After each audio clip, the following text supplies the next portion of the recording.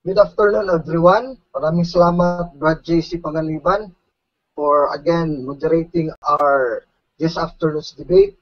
And then, welcome everyone. I'm also giving my thanks to my new friend from the Jehovah's Witness. We call him now the Godfather. Brad, good afternoon. And also to Russia and others there in our chat group, and then all the viewers today. The proposition that I will be defending is that the Trinity is existing, prove that the Trinity is existing and still existing today, according to the scriptures and other references.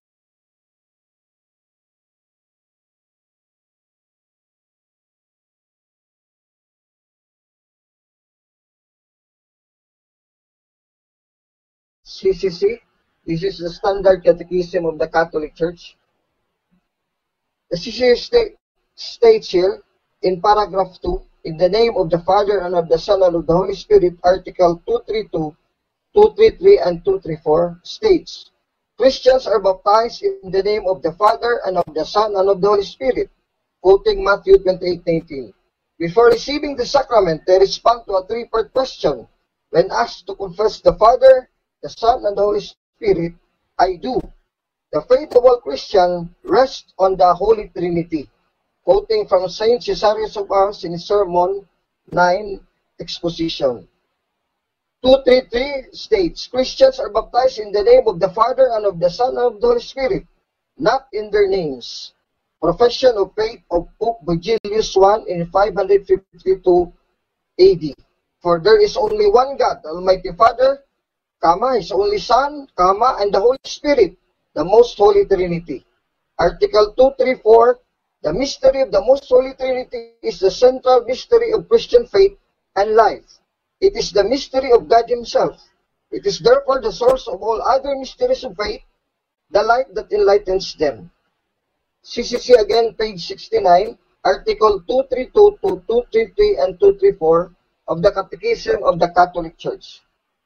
Now, patutunayan ko ngayon na itong tinuturo ng Simbahang Katoliko about the Holy Trinity is existent even before creation, at the time of man, and then for all eternity. Meaning, umiiral na talaga ang Holy Trinity ayon sa Biblia mula pa nung walang pasimula hanggang sa walang hanggan ayon sa Biblia. Now, let us read in the Old Testament to examine whether the Trinity doctrine can be defended na umiiral na. Mula dito sa Old Testament, in the book of Genesis, I'm using the King James Version with topical guidance to and dictionary. Makapal tong King James ko, this is well loved by the Protestant. Siguro naman tanggap din ng Jehovah's Witness. Sinabi dito,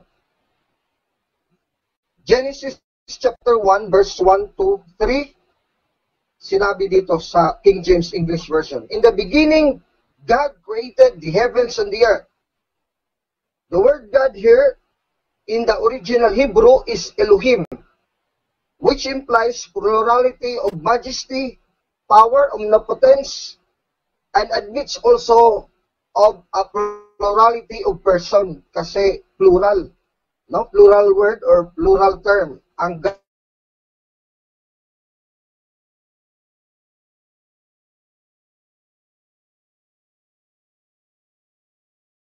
moved upon the face of the waters. Nawawala po. So if we admit that God the Father is already the first person here, as the Jehovah's Witness would also admit, kinikilala naman nila na ang Ama ay Diyos, kaya nga Diyos Ama. Ngayon naman dito sa talatang 2, ngayon ang Diyos. Meaning Spirit of God refers to the Holy Spirit. Alam niya ng Jehovah's Witness kasi meron silang footnote dyan, the active force of God. Walang iba yan, ang Holy Spirit yan, the Holy Spirit of God. So dito, the Spirit of God, we admit as Catholic Christians, is also composite as a person of the Elohim, since the 3, and God said, Elohim, Hebrew word for God is plural. Now in verse, let there be light, and there was light. So sino itong isang persona din ng Diyos na nagsasalita? Let there be light, and there was light. Dito sa, basahin na lang natin dito sa the Layman's Parallel New Testament, comparing 4 popular translations in parallel columns, especially the Living New Testament and the Living Bible, makikita natin kung sino itong kasama ng Diyos Ama, tapos ng Espiritu Santo, ng Spirit of God, walang iba kundi si Kristo. Living New Testament, John chapter 1, verse 1 to 3, 14, 18. Before anything else existed, there was Christ. O ayan, umiiral na si Kristo. Wala pa mang nagawa o nalalang. With God. There was Christ with God. He has always been alive and is himself God. O napakaliwanag dyan, no? Oh, he created everything there is and nothing exists that he didn't make. Eternal life is in him and this life gives life to all mankind. Kaya nothing exists that he didn't make. So, siyempre, ang creator, ang maker, who is here in John 1:1, Christ, who is God himself, must necessarily exist. Before anything else existed, there was Christ, meaning Christ existed before anything else. Christ is with God. He has always been alive, meaning existent, and is himself God. Napakaliwanag. So 14, and the Word became flesh and dwelt among us, full of grace and truth. We beheld His glory. Glory is the only Son from the Father. Sa Revised Standard Version, Gospel according to St. John. Tapos sa talatang 18, na sinusulat dito sa Revised Standard Version, mababasa natin, no one has ever seen God. God, the only Son, who is in the bosom of the Father, He has made Him known.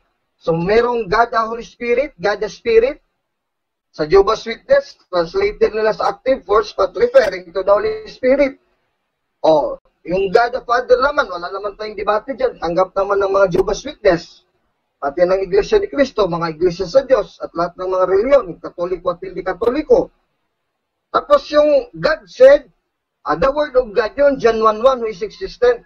Kaya kung existent, wala pang sa libutan ginawa, existent ng Holy Spirit, Genesis 1:2, Spirit of God, existent ng God the Father, Genesis 1:1, yung Elohim, saka Genesis 1:3, yung speaker ng God, the Word of God, John 1:1, Genesis 1:3, therefore, the three persons are already existent.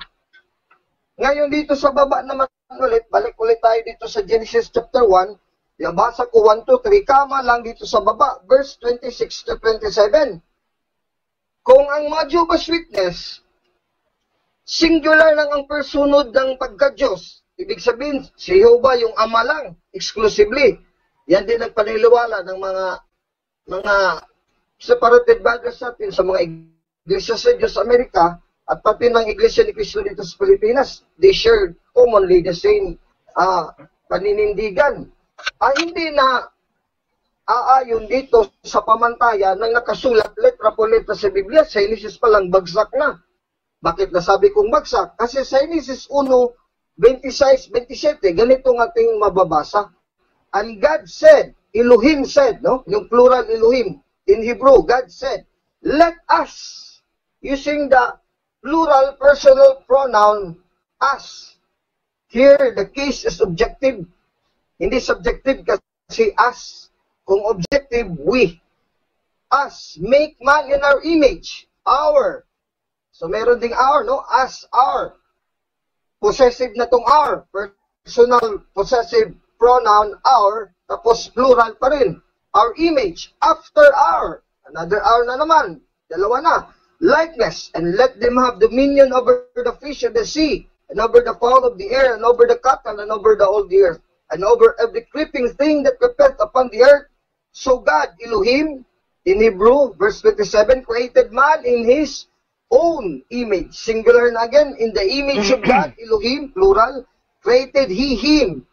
Meaning the man, male and female, created He them. Napakaliwanag, Genesis 1, 26, 27. Kaya yung Elohim, which admits the plurality of persons, tama lang kasi using the personal plural noun, pronoun, us, and that is objective case, and subjective case, our, no?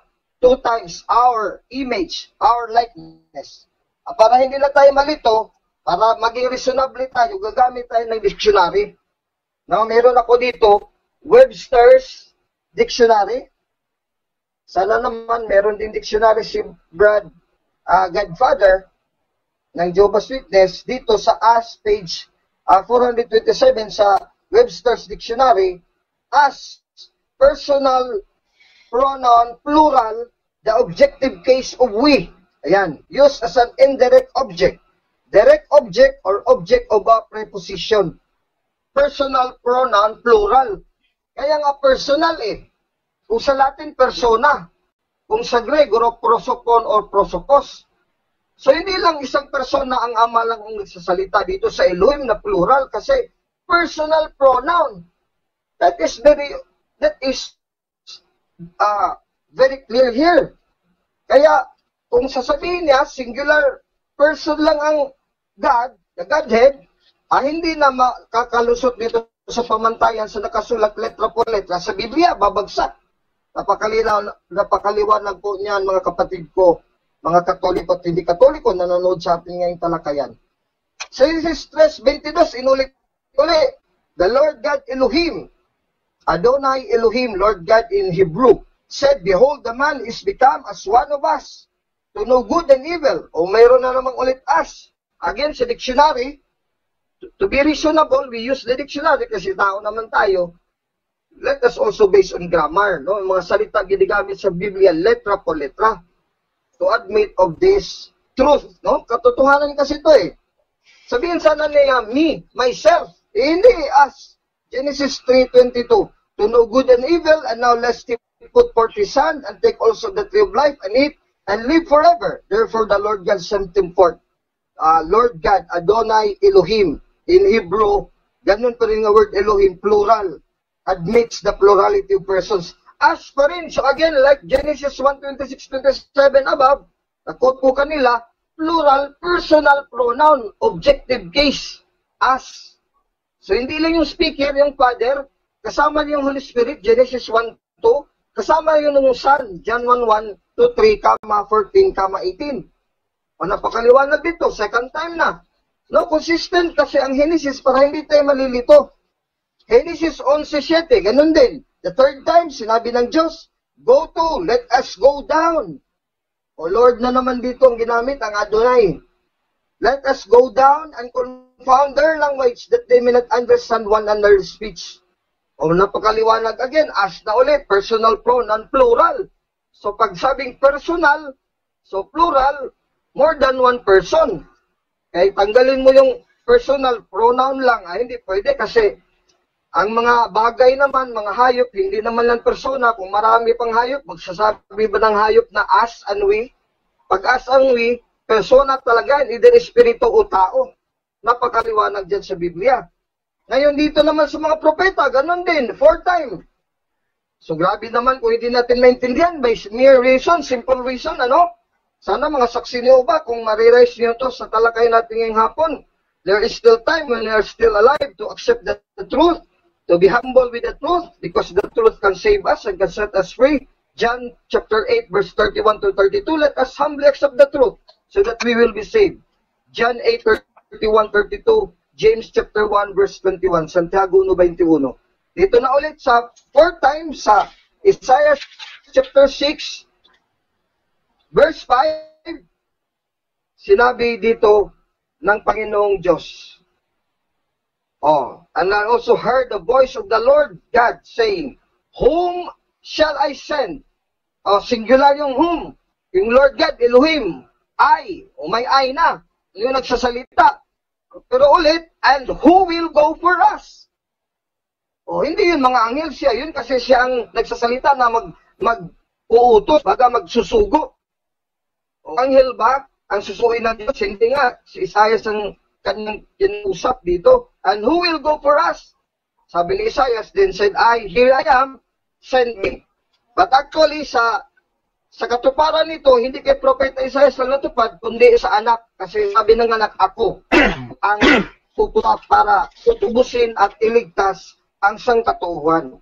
So the person of Jesus Christ is the prophecy fulfilled in Isaiah chapter 6 verse 8. The word of God, John 1, 2, 3, creator like the Father and the Holy Spirit. The Holy Spirit is he also creator? Yes, of course, he is. Saan mababasa? Dito sa Job, Kapitulo 33, versikulo 4, ganito ang ating matutunghayan. Still the same King James English Standard Bible ng mga protestante. At tanggap naman ito ng Katoliko din. Job chapter 33 verse 4, the Spirit of God, yung active force na tinutukoy, sabi ng mga Jehovah's Witness sa New World Translation nila. Maraming salamat, moderator. Sa Job 33 verse 4, the Spirit of God hath made me, and the breath of the Almighty hath given me life. Ngayon dito na tayo ulit sa New Testament, kay 1 minute na lang. Let us read a very common verse used by all Protestants who believes in the Trinity and also with the Catholic Church. So 1 John chapter 1 verse 7 to 8, for there are three that bear record in heaven, dun sa langit. Sino yung mga persona? The Father, God the Father. Tanggap yan ng mga Jehovah's Witness. The Word, walang iba, si Kristo, John 1, 1 to 3, 14, 17, 18. And the Holy Ghost, yung Genesis 1, 2. The Spirit of God, the Holy Ghost. And these three are one. Kaya yung Trinity, mula yun sa Greek na tres, T-R-E-I-S, or in other translation, trion, T-R-E-U-N, trion. Kaya these three are one, trion from the original Greek. And there are three that bear witness in earth, the Spirit and the water and the blood. And these three agree in one. Ano yung one? Pagkawanis ng tatlong persona, ay plural in persons. Ang us at we, if we receive the witness of man, the witness of God is greater. For this is the witness of God which has testified of His Son. O maraming salamat, Mr. Moderator. Okay, so dyan na po nagtatapos ang first presentation ng affirmative side mula sa Catholic Faith Defender, Mr. Alvin Gitabundok. Ngayon, dadako na tayo para sa first cross-examination, Mr. Dimar. 10 minutes. Pasok. Okay. Maraming salamat po, Mr. Moderator. Sir Alvin, kasi ngayon maraming klase ng Trinity na lumitaw. So gusto ko lang po i-clarify kung ano po yung itinitindig yung Trinity. Ito po ba yung Trinity ayon sa Nicene Creed noong 325 o sa 381?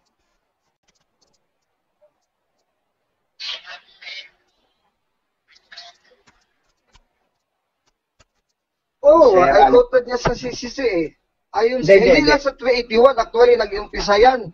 As early as the 2nd century, in the statement of the symbol of Apollonius. Dito sa Christian faith. Categorical po. Categorical po, sir. Apo. Makinig ka sa sagot ko, Brad Limar, I said yes. Yes. Yes, sir. Pero ano muna mo tayo, sir? Sa rules muna tayo, sir. Sabi ko lang yes eh, categorical. Apo. Bro Limar, maliwanag po yung sagot ng ating affirmative. Huwag na po kung sir. Categorical answer. Hindi, sir. Tapusin yung 15 seconds. Yes, yung categorical question ko is not referring to an answer of yes or no. So, hindi po napakinggan ni Sir Alvin yung tanong ko. Ulitin ko po, Hindi napakinggan ulitin ko, Brad. Opo, ito po yung tanong ko, sir. Sige, ulitin mo, sige. Yung po bang Trinity na itinitindig nyo ngayon ay under the Nicene Creed 325 AD or under the Nicene Creed 381? I answered yes sa 381, pero umatras pa ako sa Council of Nicaea pa rin, 325, kasi magkaisang council lang yan sa Christian Church in the early century. Tapos umatras pa ako sa 2nd century sa statement ng symbol of Apollonius up to the scriptures. Okay. Next question po, sir. Wala na, hindi naman yung magkaiba. Sige. Next question, sir. Bro Yun po bang Trinity? Bro Limar, Yes, yes. Pakikisuyo na lang po. Pag Yes, sir. nag-advise na si moderator ng next question, ibig sabihin na consume na yung 15 seconds. Okay, thank you, thank you. Okay. Tuloy po. So, yun po bang Trinity nyo na sinabi nyo under 381? Ito rin po yung Trinity doctrine na itinitindig nyo under the Athanasian Creed. Tama po o mali? Tama po. You have repeated the question. Still, I will repeat the answer. Sa 381, yun yung Athanasian Creed. Sa 325, Nicene Creed, the same din ang substance no, ng meaning. Tapos sa 2nd century, the symbol of Apollonius. At sa scriptures na napatunayan ko, 1 John chapter 7, chapter 5, verse 7 to 8. Okay, so, under sirs, the Athanasian Creed, which I quote, kasama po ito sa Athanasian Creed, kasi dinidefine ko po kung ano yung Trinity para alam ko po kung ano yung gigibahin ko. The Father is unlimited, the Son is unlimited, and the Holy Ghost is unlimited. Tinatanggap niyo po ba ito o hindi? Yes, I accept it with full humility kasi yung unlimited meaning infinite, meaning eternal, immense. Yun ang meaning yun. Pag hindi mo tinanggap, ibig sabihin, ng God the Father, hindi lang para infinite. Hindi rin para immense. And that is not the stand of the Jehovah's Witness. Kung tutulan mo yan, madadama yung Diyos Ama. Next question, please. Okay, next question. Under the Athanasian Creed, binanggit din po ito, and I quote, and this Trinity, none is before or after another, none is greater or less than another, but the whole three persons are co-eternal and co-equal. Tanggap nyo po, tama o mali? Tanggap nyo po, tama o mali? Yes, tama. I accept it with full humility again kasi credo yan namin ng mga Katoliko. Nandito nga dito sa The Christian Faith, page 13. And they are eternal. The Holy Spirit is eternal. Hebrews 9:14. Christ is eternal also. John 1:1 to 3. Oh, next question. Ang Father naman eternal. Okay, next question po. Pag sinabi pong Trinity, it always involves three person. Tama o mali? Tama po. Kaya nga ginamit ng council the term prosopos or prosopon. Kasi ang Kristo, persona. 2 Corinto 2:10-11. Ang Ama, persona. Sa New World Translation, Acts 3:19-20. Hebrews 9:24. Ang Holy Spirit din persona kasi Next John 14:16 gumamit ng personal pronoun next he. question po. Yung tatlo isa lang yun. 1 John 5:7. Next question na po, sir. Next question na. Okay. Pagka po dalawa lang, hindi Trinity. Wala kaming turo na wala kasi maging Trinity na yan. Kaya nga po tinatanong ko kayo. Kaya nga po tinatanong ko, pag sinabi pong Trinity, hindi pwedeng dalawa, tama o mali? Kaya nga, yes, hindi pwede kasi katatawa nga, Trinity na. Trinity is Trinity. Tatlong persona sa isang Diyos. Yung sa binasa ko kanina. 1 John 5:7-8, there are three that were recorded in heaven and earth. The Father, a person. The Son is also a person. And the Holy Spirit is also a person. These three persons are one. One God yan. Kasi hindi three gods. Okay. One God, three Next persons. question. Next question. Ginamit niyo po ang Genesis 1:1-3. Nakasulat po ba doon yung salitang Trinity? Yes or no? Ang sagot ko, no, hindi nakasulat. Pero hindi man kailangan nakasulat letra po letra kasi kung ganyan ang pamantayan natin, wala namang Jehova dito. Ibig sabihin, hindi na to si Jehova, kung saksi ni Jehova ka. Kaya, ating intindihin sa talatang 1, God, Elohim, plural. Tapos, Spirit of God, person question. din. Next Sa question. verse 3 is the word. Next question po. Next question na po, sir. Nakasulat po ba sa Genesis 1:1-3 na co-equal and co-eternal. Yung Father, Holy Spirit, at yung Son. Ang sagot ko, hindi letra po letra nakasulat, pero sa diwa, Salamat po. pusin mo muna ako, Brad, 15 seconds. Naputol Cut po. the time. Yes, cut At the the time. time. Anak din, eternal, from eternity. Na Sir, walang hanggan at walang pasimula. Mikaya 5.2, Sir, yung word excuse of me po, God. hindi po namin Existed narinig in yung Christ sagot himself, John kasi 1:1. naputol po kayo. Kaya pinakat po namin yung time. Okay, so ulitin lang po natin yung sagot, sir. Sige, I'm waiting. Yung tanong ko po, sa Genesis 1:1-3 na binasa nyo, nakasulat po ba doon na yung tatlong persona na binanggit, yung Ama, yung Anak, yung Espiritu, ay co-eternal at co-equal?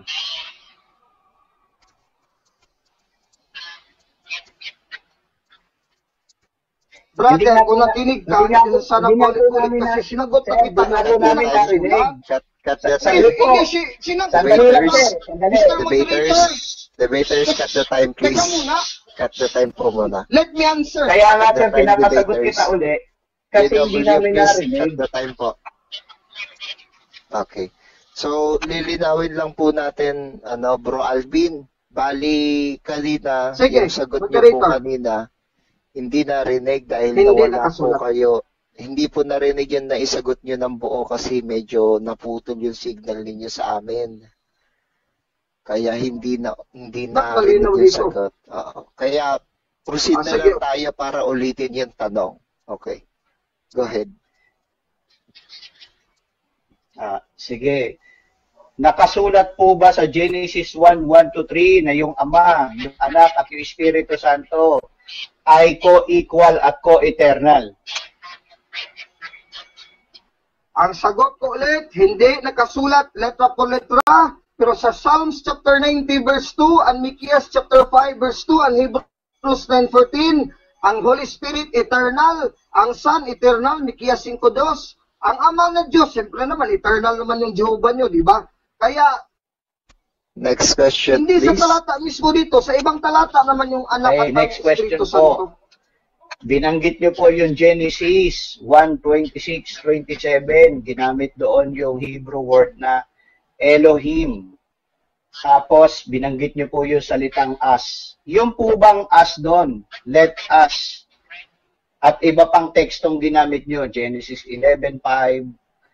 Yung salitang us, does it refer to Elohim o it refers to the three person?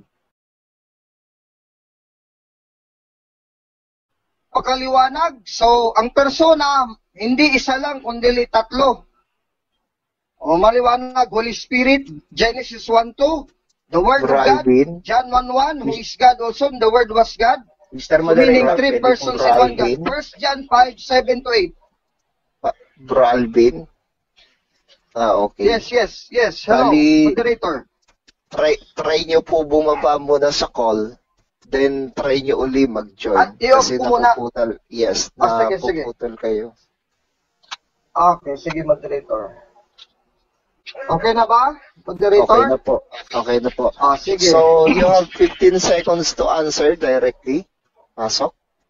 Ang sagot ko, yung as meaning plural, personal pronoun plural, objective case. So meaning plural, hindi isang person lang. Singular ang isang person. Plural, kasama yung Espiritu Santo kasi katanggap natin ang Ama at ang Anak. Saan talata? Eternal. Hebrews 9:14, Holy Spirit. Next question. John 1:1, Mikas 5:2. Okay, Ang sa next Anak. question po. Liliwanagin ko lang po. So, yung us, yung salitang us, personal pronoun na sinasabi nyo, tumutukoy ito sa tatlong persona. Tama ba ako o mali? Tamang-tama ka. Kasi ang napakaliwanag dito, yung personal pronoun na plural, more than single person, plural. Sinasabi tatlo kasi 1 John 5:7-8, three that were witness in heaven, were recorded in heaven. The Father, tanggap mo. Anak naman, is Next persona question. naman. at the Holy Next Spirit. question. And these three are one. Next question po. So, hindi po tumutukoy sa Elohim yung salitang as. Tama o mali? Ano? Bakit? Kasi yung as refers din to the singular God as a unity. No? Pero specifically sa as mismo, sa US, as, or we, refers to the plurality of person. Kaya merong na-maintain God, Elohim, pero meaning plural in persons. Next question. So, binabago mo yung sagot mo kanina, Sir Alvin, na No, sir, tumutukoy sa... comments po, Mr. Teka muna. Sir, objection, Mr. Sandali lang po, sir. Huwag kang sasalita kasi nagtatanong ako eh. Hindi, objection to eh. Debaters, cut the time mo lang. You have no basis for your objections. Wait lang, Bro Limar. Then you are already objecting. Wait lang po, Bro Limar, no? Sige. What is your concern, Mr. Affirmative? Ang concern ko, Mr. Moderator, kasi nag-send comments na siya. Ikaw naman, ano ka sa send comments, alam mo yan, nandyan naman sa rule because you bear the rules. So, please rule him out. Huwag mag-send comment, direct question. Mr. Moderator, sana naman, Sir Moderator. Sir Moderator, ako po'y walang sinide comment because I am asking a question. So, binabago mo na yung sagot. It is a question, sir. It is not a side comment. It is a follow-up question regarding my first question because your first answer, the word as refers to the three person. You have not even mentioned that it refers to the Elohim. Now, when I clarify the question, okay, wait dinugtong mo na yung Elohim. Bro Limar, okay. That's my point, sir. So, binabago mo na ba ang sagot mo? Wait lang, ituloy natin yung oras, no? Anyway, naka-noted sa akin yung concern mo, Bro Alvin. Talagang nakatutok ako sa side comment. But at this moment, pasok po sa premise yung nabanggit ng opponent side ninyo. So, tuloy po sa question. Again, the question, Sir Alvin. So, binabago mo na yung sagot mo na yung as ay tumutukoy sa tatlong persona. Sagot. Tama o mali? Okay, sagot. Sagot, mali. Kasi hindi ko binabago. Kung nakinig ka kanina, sabi ko, ang God Elohim is also kasama yung as kasi composite yung as. Kasi nag-refer yung as sa God din sa Elohim na plural in person. Yung as mismo, specifically as, is the plurality of person. Alam nga naman yung may as na isa lang ka-person. Next question, please. Next question. Ginamit mo yung salitang Elohim. Ang kahulugan ba ng salitang Elohim ay mga Diyos o mga persona? Sagot. Mr. Moderator, can I answer the question? Yes, go ahead. Okay. God, hindi ito actually kung sabihin plurality of gods, mapoliteism ka na yan, delikado yan. That is many Mr. gods. Moderator, hindi ko sumasagot sa categorical question. Hindi ko kailangan pakinggan yung sinasabi niyo, sir. Hindi ko kailangan pakinggan yan. Kasi bakit ko pakinggan yan? Cut the time, debaters. Cut the time. Debaters, cut the time. Okay. So, please, direct answer muna sa categorical, Mr. Affirmative, before you take the 15 seconds to explain. Go Pero ahead teka for muna, answer. Mr. Moderator, pwede maka-object muna for a while? Objection Yes, sir, ka na naman, sir, eh. Wala ka pa nga ano. Hindi, Bro Limar, wait lang po. Di, Pakinggan ayun, po natin si Affirmative. My objection, Mr. Moderator, kasi siya, marami na siyang side comments. Dapat mag-address ako, mag-object siya sa akin, address to you, Mr. Moderator. Ang sagot ni Bad Alvin, object, hindi responsive to my question. Huwag na ikaw mag-side comments dyan, parang wala ka ng ano sa moderator, wala ka ng pakialam. You observe na ako, pag may concern ako sa iyo, huwag kang tumawa kasi seryoso tayo dito. May concern ako sa iyo, I address to the moderator. Mr. Moderator, si Bradley Mar, ganito. So huwag kang magreklamo dyan kasi side comments yan eh. Diba, Mr. Moderator, please naman accept this time Yes. my objection. That was noted, no? Okay, salamat po. So, since dalawang beses nang naulit yan, Bro Limar, no, pasok na pasok kasi sa side comments yan since hindi mo na-address sa moderator, I'll give you one warning for this moment, no? We have 20 seconds left, kaya please paki-refresh po yung tanong, then direct answer po. Go ahead. Yung po bang salitang Elohim, ang kahulugan ay mga Diyos o mga persona? Sagot, mga persona. Kasi kung mga Diyos, mapolitiism tayo. Kaya persona talaga kasi us, US, and we, WE. Plural, personal, pronoun, objective case. Ang ama, nandiyan na, single person. Ang ibang persona, ang anak, Mika 5:2, eternal. Holy Spirit din, eternal. Hebrews 9:14. Nandiyan sa Genesis 1:1-3. Spirit of God, Time. the Word of God, John 1:1. Okay, time. So, dyan po nagtatapos ang ating first cross-examination at first stand ng affirmative. So, tuloy-tuloy po tayo mga kaibigan. No?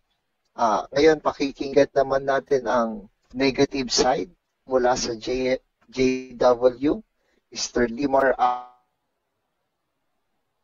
Amor, no? For 15 minutes, negative stand presentation. Go ahead. Ay, salamat po, Mr. Moderator. Kanina po ay, kaya naitanong ko dahil po, naitanong ko ang tungkol sa Trinity na kanyang itinatayo kasi ay napakarami pong iba't ibang uri ng Trinidad. So, ginagawa ko lang specific na yung kanilang itinatayong Trinidad ay yung under the Athanasian Creed. At tinanggap naman po yan ng ating kausap. At ang katakatakan po, nung tinanong ko sa kanya kung ano yung itinitindig niyang Trinidad, hindi niya ako sinagot na yung Trinidad ng Biblia. Pero ang sinagot niya yung Trinidad ng Athanasian Creed. So meaning, doon pa lang may presumption na po tayo na yung Trinidad na itinuturo nito hindi nagmula sa Biblia. Ang Trinidad na itinatayo nila ay yung pinagkasunduan ng mga church leaders nung panahon na yon, nang buuin nila ang Council of Nicaea. Anyway, hindi naman yan ang paksa. Binanggit ko lang kasi for clarification para alam po ng ating mga nakikinig at nanonood kung anong uri ng Trinidad yung itinatayo niya. At yun naman po yung aming tututulan. Tinututulan po namin na may 3 persona sa iisang Diyos na they are co-equal, co-eternal. Ang sagot niya sa akin, maliwanag po kanina na pag sinabing Trinity, ito ay tumutukoy sa 3 persona. Isang Diyos, 3 persona. Ngayon, bakit po kami hindi naniniwala na yung Trinidad na ito ay tama ayon sa Biblia? Kasi maliwanag po na sa Biblia ay meron naman po talagang hindi lang iisang persona. Sa makatwid, hindi po namin tinatanggap na isa lang ang persona, kundi ang Diyos, yung Ama, ay isang persona. Ang anak ay isang persona rin. Pero pag tinanong natin ang Biblia sa kung ano ang kaugnayan ng 2 personang ito, maliwanag pong binabanggit nila. Halimbawa po, sa Mateo 16:16, binanggit ni Jesus na siya ang anak ng Diyos. Binanggit yan ni Pedro. Sa Jeremias 10:10, binanggit na si Jehovah ang buhay na Diyos. Kaya kung papansinin nyo doon sa Matthew 16:16, si Jesus ay ang anak ng buhay na Diyos. Sa Jeremiah 10:10, si Jehovah ang buhay na Diyos. Sa makatwid, maliwanag po na sila ay mag-ama. Ngayon, kung mag-ama po sila, itinuturo po ba ng ating Panginoong Hesus na silang dalawang mag-ama ay magkapantay? Kagaya ng itinuturo ng Athanasian Creed na uulitin ko po, na ang sabi rito, And in this Trinity, none is before or after another, none is greater or less than another, but the whole three persons are co-eternal and co-equal. So that in, binanggit dito, none is greater or less than another. Yan po ang nakalagay sa kanilang credo. Yan po ba nasa Biblia? Di si Jesus mismo ang pasagutin natin. 1:14-28. Ganito po ang sabi ng ating Panginoon Jesus. John 14:28. Kaya po yung mga nakikinig namin dyan, kung bubuklatin niyo po Biblia, mahilig po yung ating kausap sa letra por letra eh.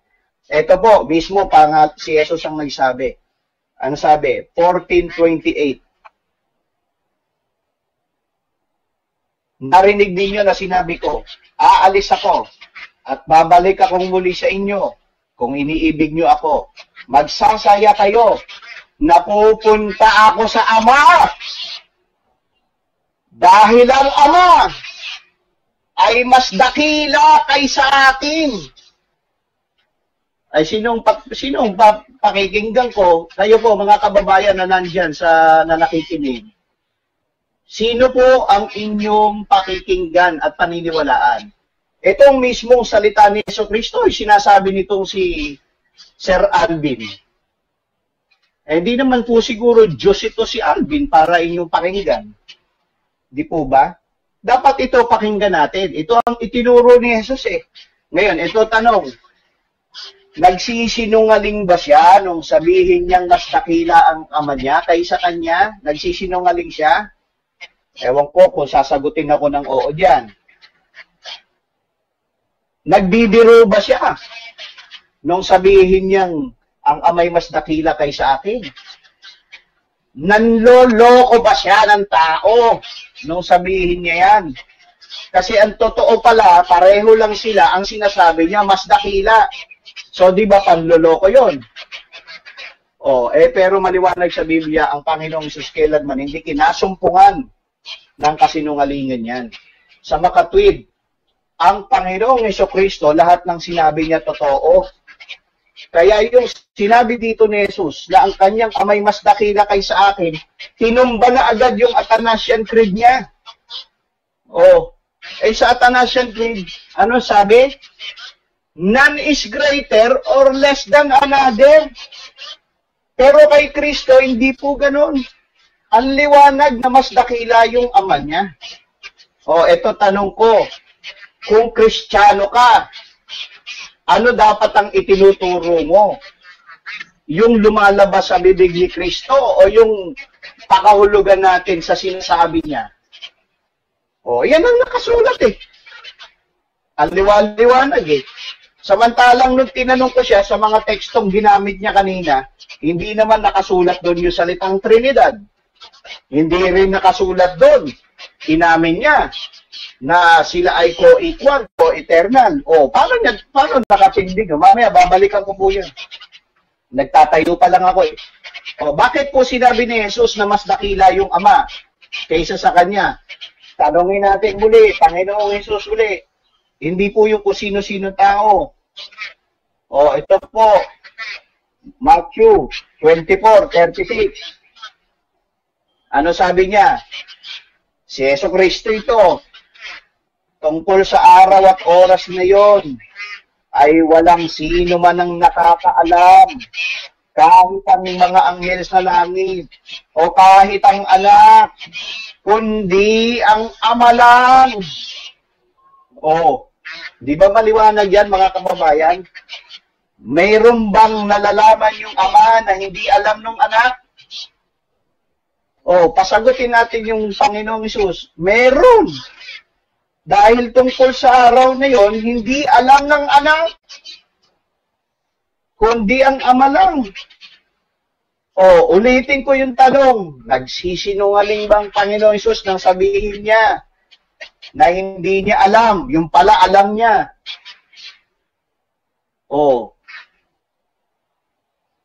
Nanloloko ba siya? Baka naman nagbibiro ang Panginoong Hesus na sabihin niyang hindi niya alam. Alam niya pala.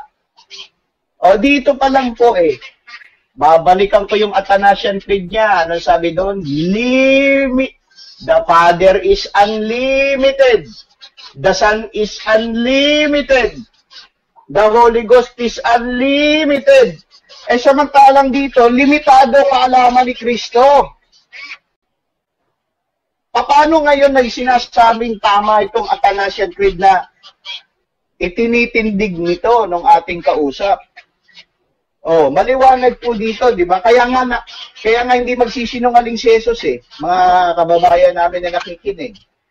Kung nandyan pa kayo, be sharp. Ano sabi? Mas dakila yung Ama.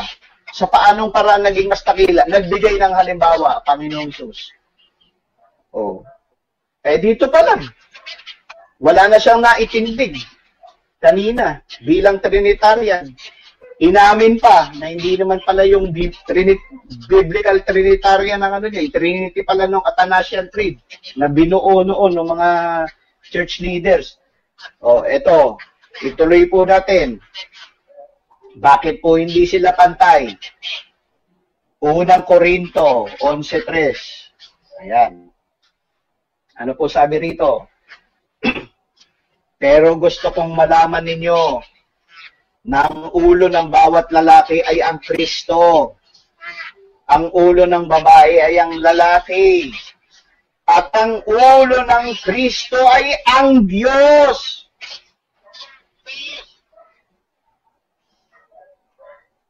Tingnan natin yung logic. Totoo na bilang tao, kinikilala natin ang pagkakapantay sa estado ng babae at lalaki. Pero merong kahigitan ang lalaki sa babae sapagkat siyang itinilagang ulo ng babae. Diyan pa lang, may kahigitan ang lalaki sa babae. Itinulad ang lalaki, ang ulo niya ay ang Kristo. Hindi naman pwedeng magkapareho yan. Hindi magkapantay yan. Ang ulo ng iglesia, si Kristo.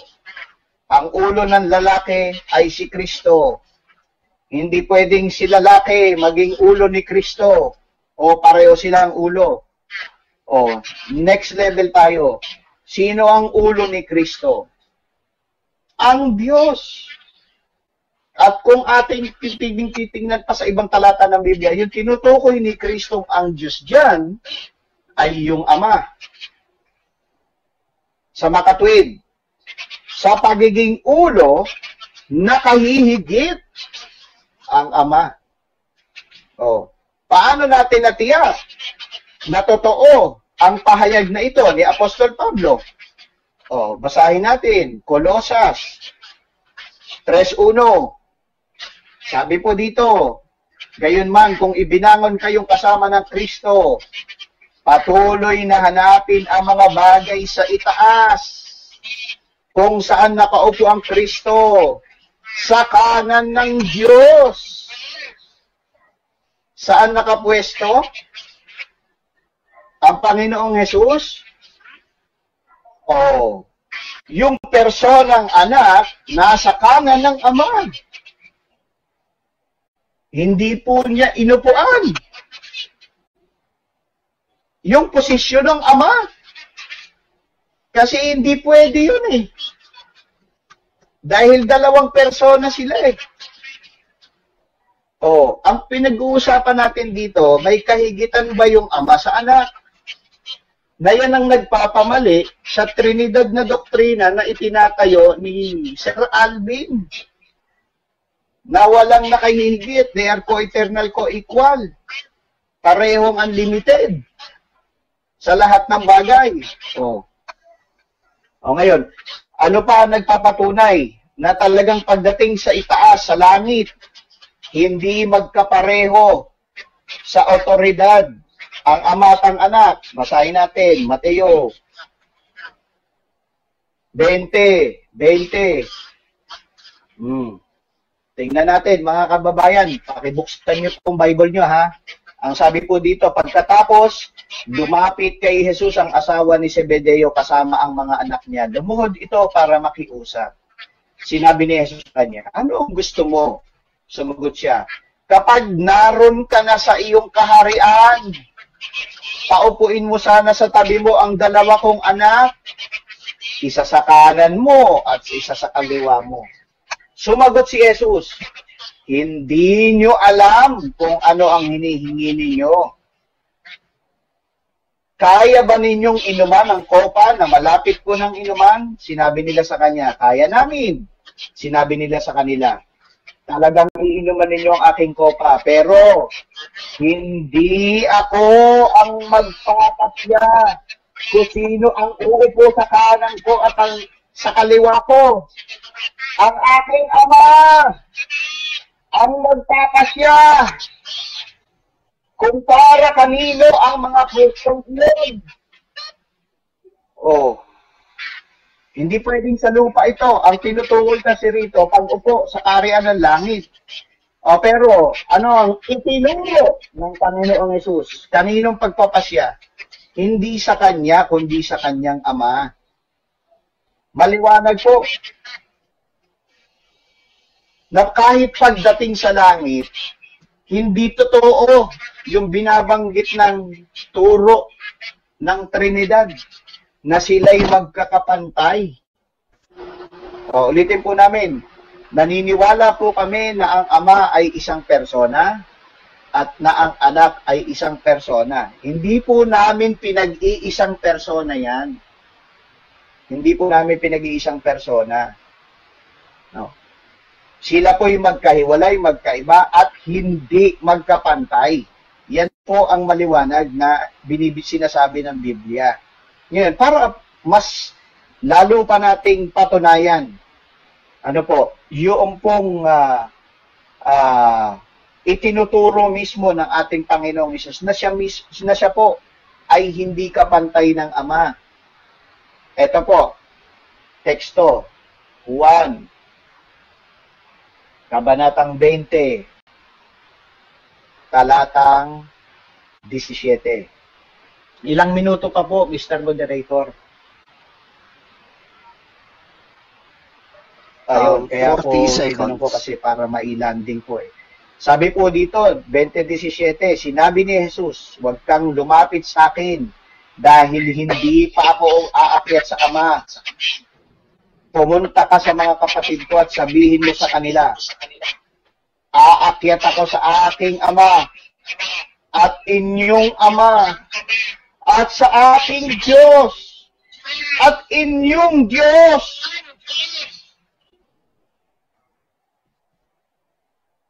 Kailangan ko pa bang ipaliwanag ito sa inyo, mga kababayan?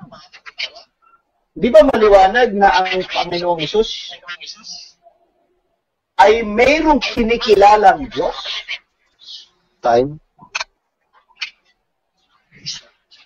Okay, so dyan po nagtatapos ang presentation ng ating negative side mula sa GW, Mr. Dimore. Ngayon, dadako naman tayo para sa 10 minutes cross-examination by Bro Alvin ng RCC. 10 minutes, timer starts now. Maraming salamat, Mr. Moderator at Bradley Mar sa Jehovah's Witness. Ang unang tanong ko po, ganito. Kanina, tinanong mo ako na yung us at Elohim, meaning, pinapili mo ako plurality in persons, tapos plural gods. Ngayon, ibalik ulit sa iyo ang tanong. Ano ang sagot mo? Plural gods, maraming Diyos, o maraming persona? Alin sa dalawa? Categorical po. Ayon sa ibinibigay ng mga scholar na definition, ito ay mga Diyos. So, you meaning plurality in gods. Yun po ba? Wala po ako sinabing plurality in gods. That is your word. So, yun din. Yun ba? Hindi po yun. Saan ang ngayon ang totoo? Kanina na oo, sabi mo plurality in gods. Sabi daw ng scholar. Tapos ngayon, hindi naman. Pala plurality in gods. Mr. Moderator, Mr. Moderator, yun ang totoo. Mr. Moderator, yung pong Yes, go ahead. Yung concern ko po kasi mali po yung itinatanong niya sa isinasagot ko eh. So hindi ko naman po siya pwedeng kontrahin dahil sabi niya, moderator daw ang kausapin ko. Sabi niya, umuo raw ako eh, doon sa definition. Kaya ang sagot ko sa kanya, definition yun na binibigay ng mga scholar sa salitang yun. Objection din, Mr. Moderator. May counter objection. Pwede? Go ahead. Kasi sumagot na siya. Baga, yung sagot na yes, plurality in God's, suporta na lang yung scholars. Kasi dalawa yung pinapili ko sa kanya, Mr. Moderator, napakaliwanag sa video natin kahit natin i-review eh. Dalawa lang pinagpilian ko sa kanya. Binaligtad yung tanong niya sa akin kanina na plurality of persons, plurality of gods. Pinili niya plurality of gods. So, yun ang may follow-up. Ako I have the right to follow up. Na marami palang Diyos. Well, for my decision, mas nakapanig tayo kay Bro Alvin. No? Although wala kang sinabing yes or no, nakadirect ka kasi doon sa Bro Limar, plurality of gods. Okay. Accepted. Thank you, So, 9 minutes, 7 seconds. Continue for question and answer. So again, ulitin ko, kainamin mo naman, and the decision of the moderator, nalinig din niya, plurality of gods, sinabi mo, ayun, nagtuturo pala kayong Jehovah's Witness ng plurality of gods o polytheism, maraming Diyos. Oo o hindi? Hindi po kami nagtuturo na marami ang dapat nakilalanin na Diyos.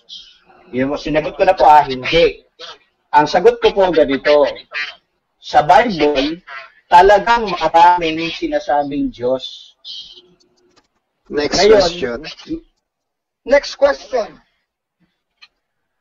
Next question.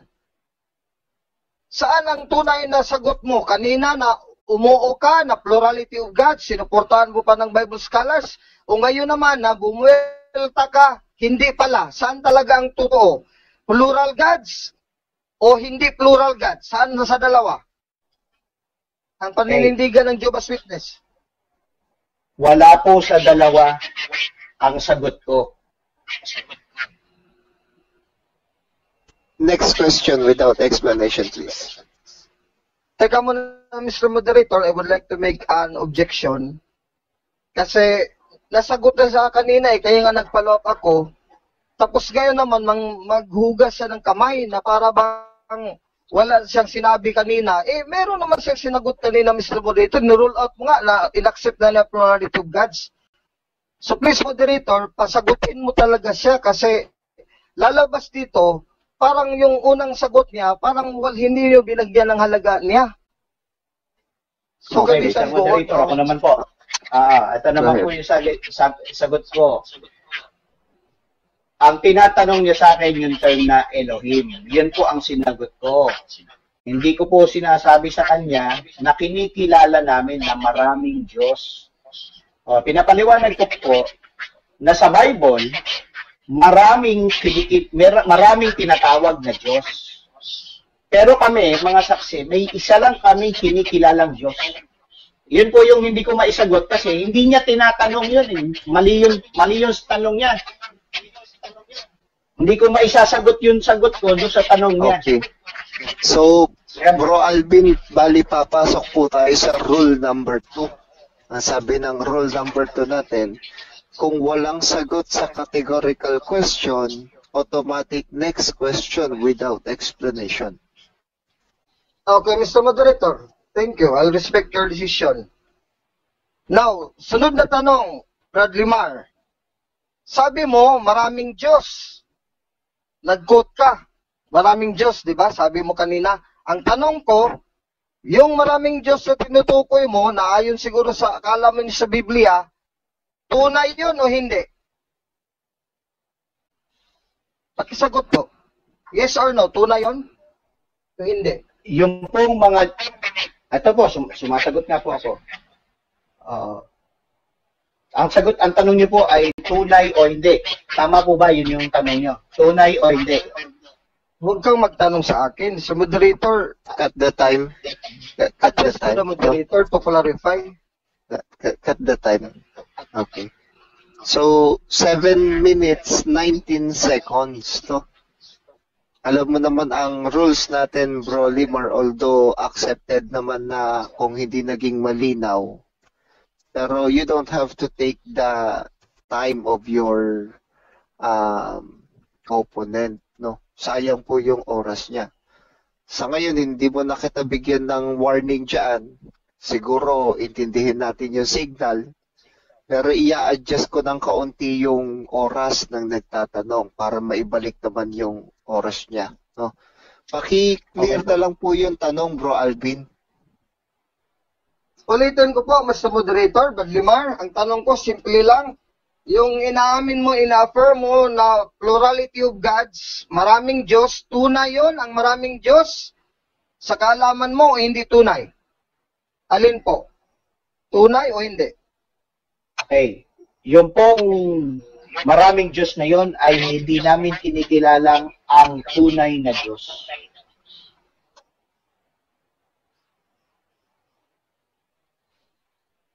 Next question, please. O hindi tunay na Diyos. So yung Elohim din, hindi tunay na Diyos kasi plurality of gods yun eh. In Hebrew, Elohim, para sa'yo. So hindi pala tunay na Diyos ang Elohim. Mr. Moderator, mali po yung tanong. Yes I or no? object to answer the question. Cut the time. Cut the time.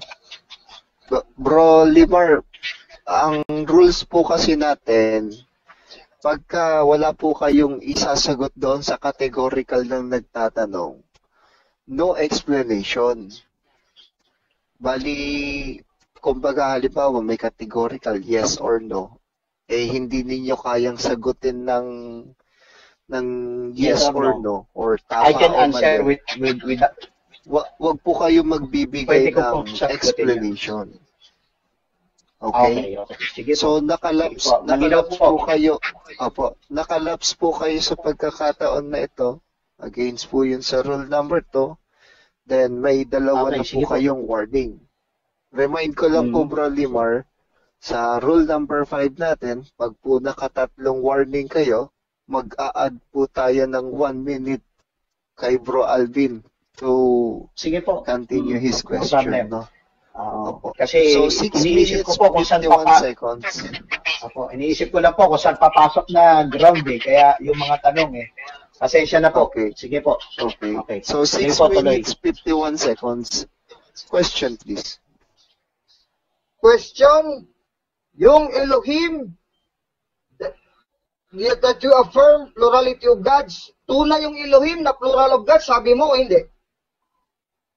Maraming Diyos, yung Elohim, tunay yun o hindi? Yung Elohim. Yung Elohim po na tinutukoy sa Genesis na pinanggalingan po ng inyong tanong, tunay na Diyos po yun. Sa Genesis. Okay. If that is Next what you're question. asking. Maraming salamat sa sagot mo. Sunod question, kung tunay yung Elohim, plural of gods, ibig sabihin, ang tunay mo na Elohim, marami palang tunay na Diyos. Para sa'yo. Hindi po. Hindi po. Hindi maraming tunay. Next question. Kung hindi maraming tunay, bakit mo sinabi plural, marami? Kasi meron Isa, pong alin mga... na talaga, isa o marami? Ang sagot Sige, ba't po lima? doon sa tanong... sige po. Ito po. Sumasagot po. Kasi delayed po yung dating nung tanong niyo po sa akin eh. Kaya pinatatapos ko po yung tanong. Cut the time muna tayo. Try mo bumaba po na Bro Limar, tapos balik ka po. Hindi, pero okay na. Okay na. Okay na? Wala nang delay? Opo. Okay, sige po. Sige po. Salamat po. Pasensya na po, Sir Alvin. Okay. Sige, So, 5 minutes, 39 seconds. Proceed for the answer. Wala po sa dalawa yung sagot ko. Okay, next Sa tanong question. ni... no explanation na. Next question po. Sunod na tanong. Next question. Very categorical. Ibig sabihin mo, Brad Limar, na ang mga Jehovah's Witness nagtuturo na si Jehovah singular person, hindi pala ito si Elohim. Kasi Jehovah hindi plural, single person lang, hindi pala ito si Elohim. Tinuturo po namin si Jehovah. Siya po ay Elohim. Yun ang sagot mo. Sunod na tanong. Kung sinabi mo siya sa Elohim, ba't sinabi mo kanina na si Jehovah is a single person? Tapos sinabi mo naman Elohim is plural. Ano ba talaga sa dalawa, Brad Limar? Dahil sa Biblia, dahil po sa Biblia, yung salitang Elohim ay tumutukoy din sa plural of majesty. Ibig sabihin po, bilang paggalang sa isang nakatataas na persona, ginagamit po ang salitang Elohim. Pagaman iisa lang ang tinutukoy. Alin sa dalawa, Brad Limar? Plurality of majesty o plurality of gods? Yung Elohim, alin sa dalawa? Linawin natin. Ayon sa pagkakagamit sa talatang binanggit nyo, ang tinutukoy po doon ay plural of majesty. So, mali yung sinabi mo kanina na plurality of gods, mali yun. Yes or no? Hindi po mali yun sapagkat yun po ay sagot ko sa isang general categorical question. Kaya, next question nga, alin ba talaga sa dalawa? Kasi contradictory yun eh. Alin sa dalawa, marami o isa? Depende po sa pagkakagamit ng salitang Elohim ayon sa Biblia. Sige, we will leave at that. Dito naman tayo sa Juan 20:17. Sa Juan 20:28, Brad Limar, nabasa mo ba letra po letra na sabi ni Tomas, Panginoon ko at Diyos ko kay Kristo?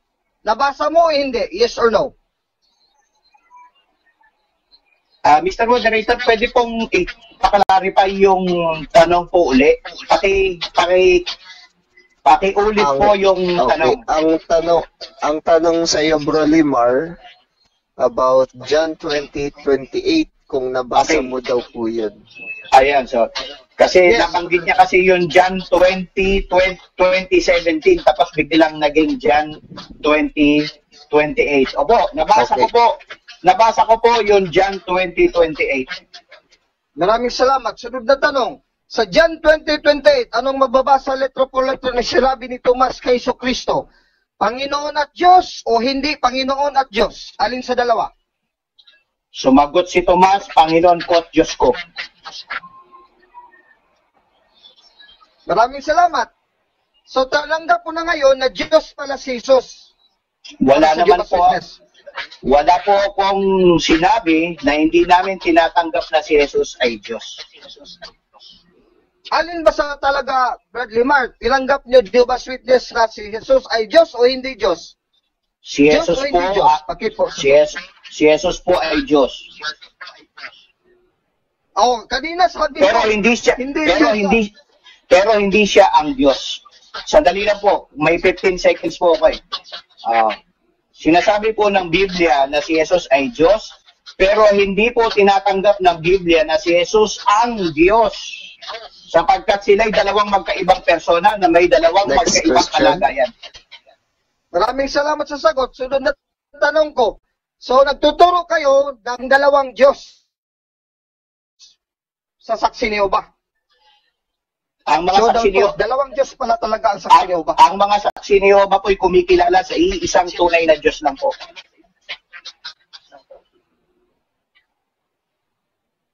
Hindi, sabi mo, kinilala niyo si Jesus na Diyos din.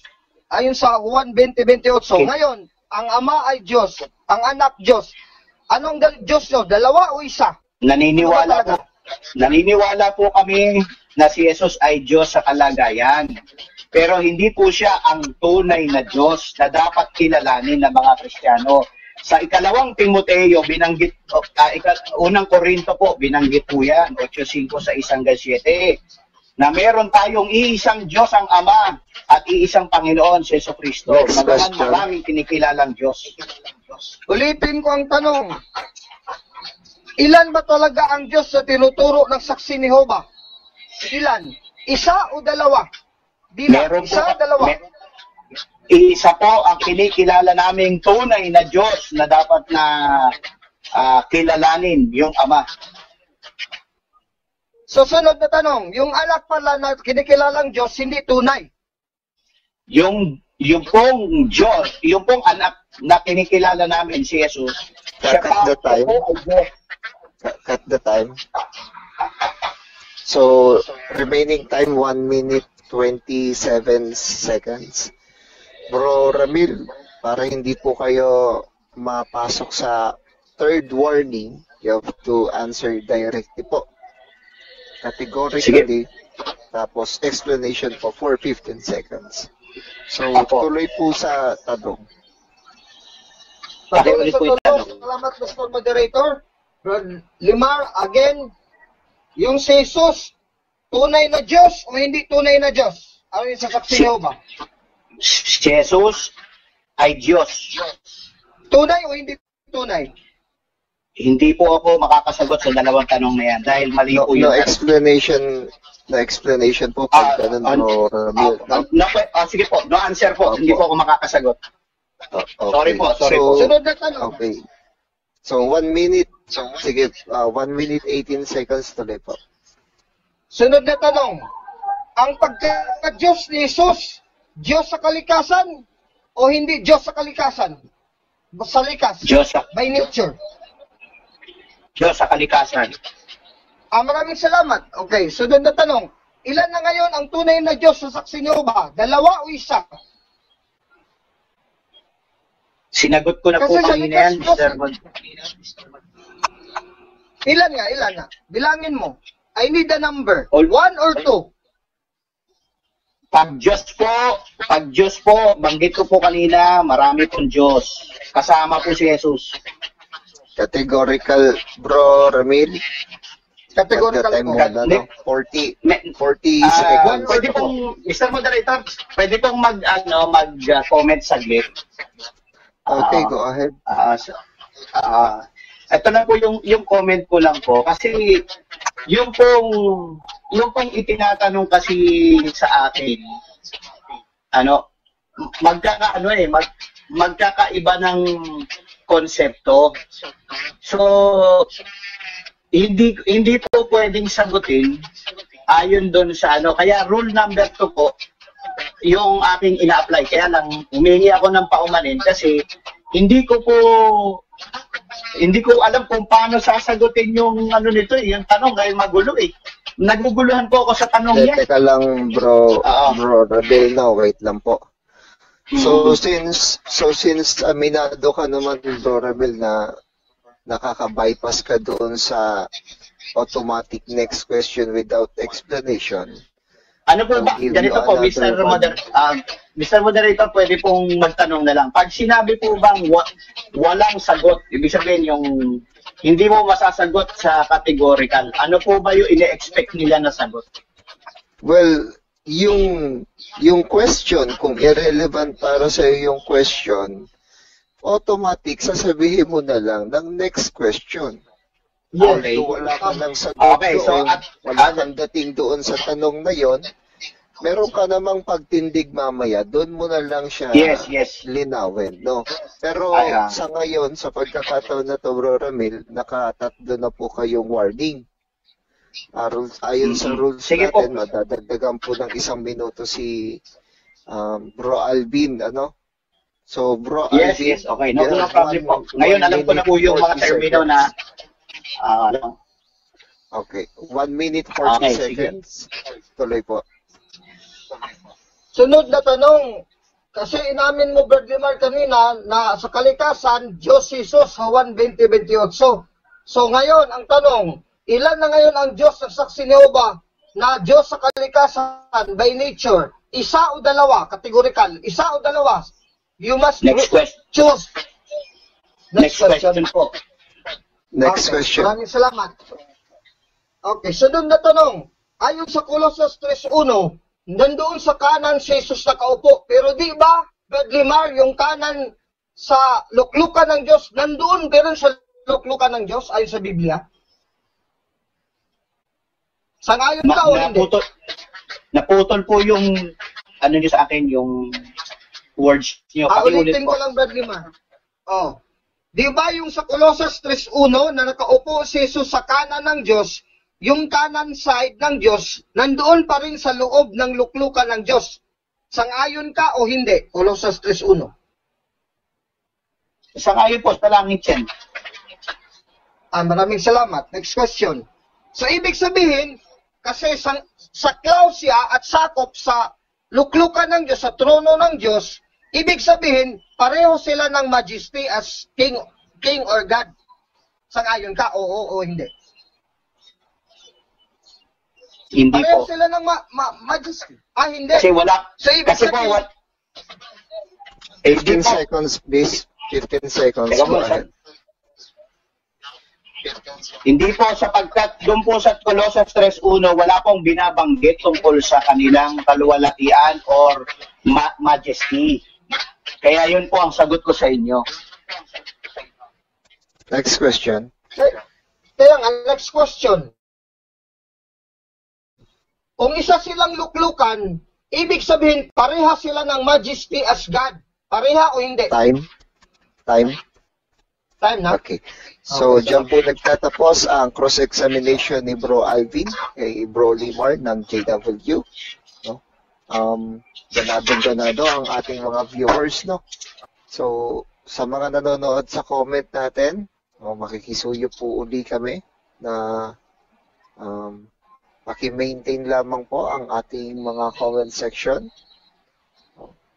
I-enjoy lang natin. Teka, Ace Macho. Awatin nyo na. Lupay-pay na. Edelos. Huwag naman bugbugin Bro Alvin. Tonton. Observation.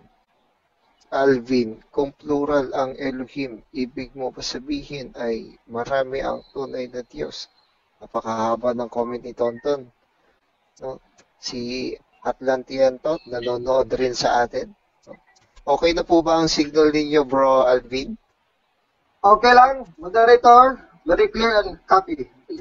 Okay, so I'll give you 15 minutes for your presentation. Timer starts now. Maraming salamat, Mr. Moderator, Bad JC, at kay sa kapatid natin, kay bayo natin pananampalataya sa Jehovah's Witness, si Brad Limar, si Godfather. Maraming salamat sa very honest naman ang sagot ni Brad Limar. So, yun nga ang dilema ng Jehovah's Witness. Kaya nga, medyo makonfuse siya minsan, tapos hindi siya sasagot categorically, tapos meron naman siyang sagot na magkontra doon sa unang sagot niya. Halimbawa, napakaliwanag, Genesis 1:26-27, yung Elohim, para sa kanya, tanggap naman niya, plurality of gods. No? Plurality of gods. Tapos, inulit niya ulit later na plurality of gods, kasi marami daw Diyos. Ang tanong niyan, kung yung Elohim, plurality of gods, maraming Diyos, tunay ba yun o hindi tunay? Pag sabihin mong tunay, marami palang tunay. Eh, yung Jehovah is only one tunay na one person. Kaya nga yun ang dilema ng saksi ni Jehovah. Hindi nyo ba nabantayan, mga saksi ni Jehovah? I'm addressing also to the Jehovah's Witness all over the world, not only to Brad Godfather. Kaya yun ang dilema ng Jehovah's Witness. Pag you're confused, 1 Corinthians chapter 14, verse 33, God is not a God of confusion. Di batay sa rason.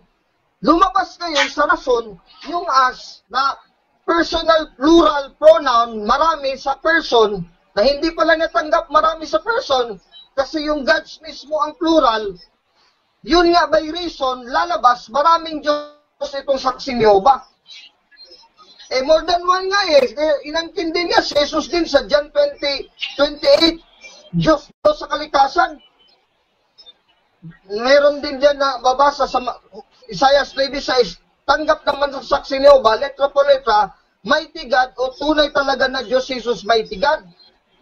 So lalabas, either small God si Jesus at ang Ama, the big God, the greater God, more than one God talaga sa kalikasan. Yung lesser God, kalikasan, tunay. Yung greater God, Almighty God sa kalikasan, tunay. Dalawa na nga yung tunay. May lesser, may greater. Yun bang nakasulat sa Biblia? Binalik na ulit ni Brad Limar na isa lang talaga, Brad Alvin, ang kinikalala namin si Jehovah. Ayun nga ang dilema kasi yung Jehovah nyo is one person only. Mas bakit si Kristo inadmit nyo? Another person, tapos true God din sa kalikasan. Lumabas na kayo dyan, Brad Limar. Iwanan mo na yan. Hindi ako ang magulo, kundi yung aral yung magulo.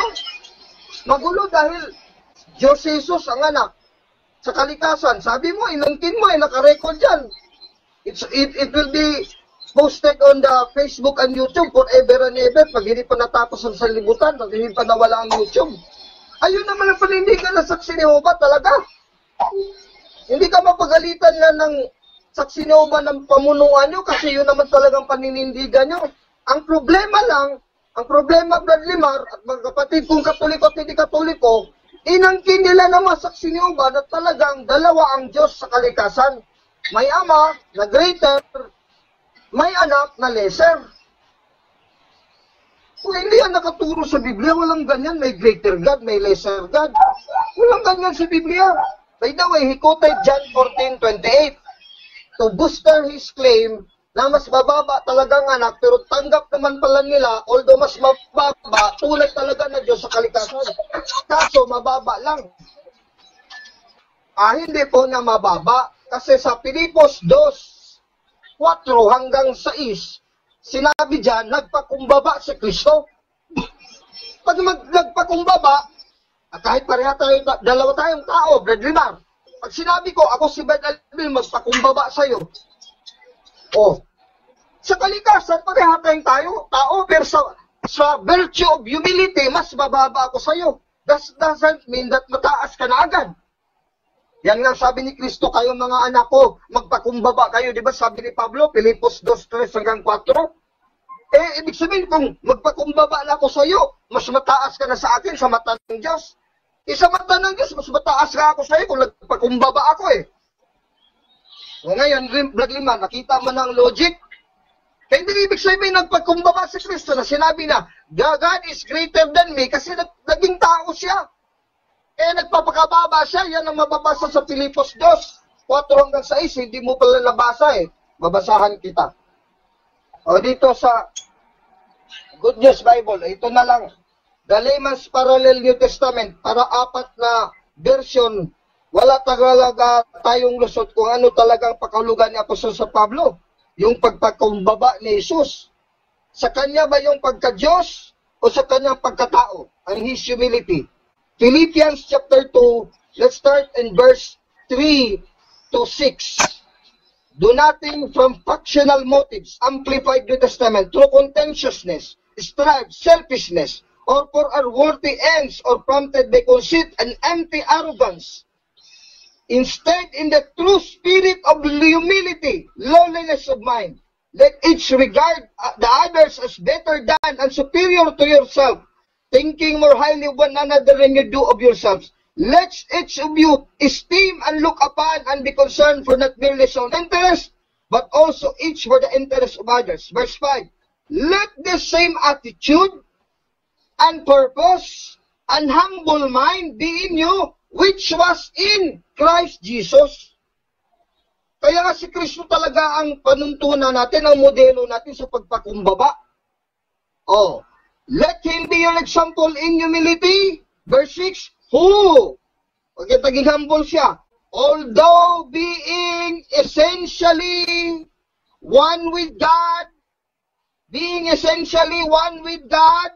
hindi na ba siya Diyos? Kaya nagpakumbaba siya? Si Brad Alvin, pag magkapagkumbaba sa iyo, Brad Limar, hindi na ba ako tao na equal mo? Balik tayo rin natin, ikaw magpakumbaba sa akin, ibig sabihin, pag mababa ka na sa akin, talagang tingin ko sa iyo, mababa na. Ayon sa panuntunan ng Biblia, ng salita ng Diyos, letra por letra, nabasa dito.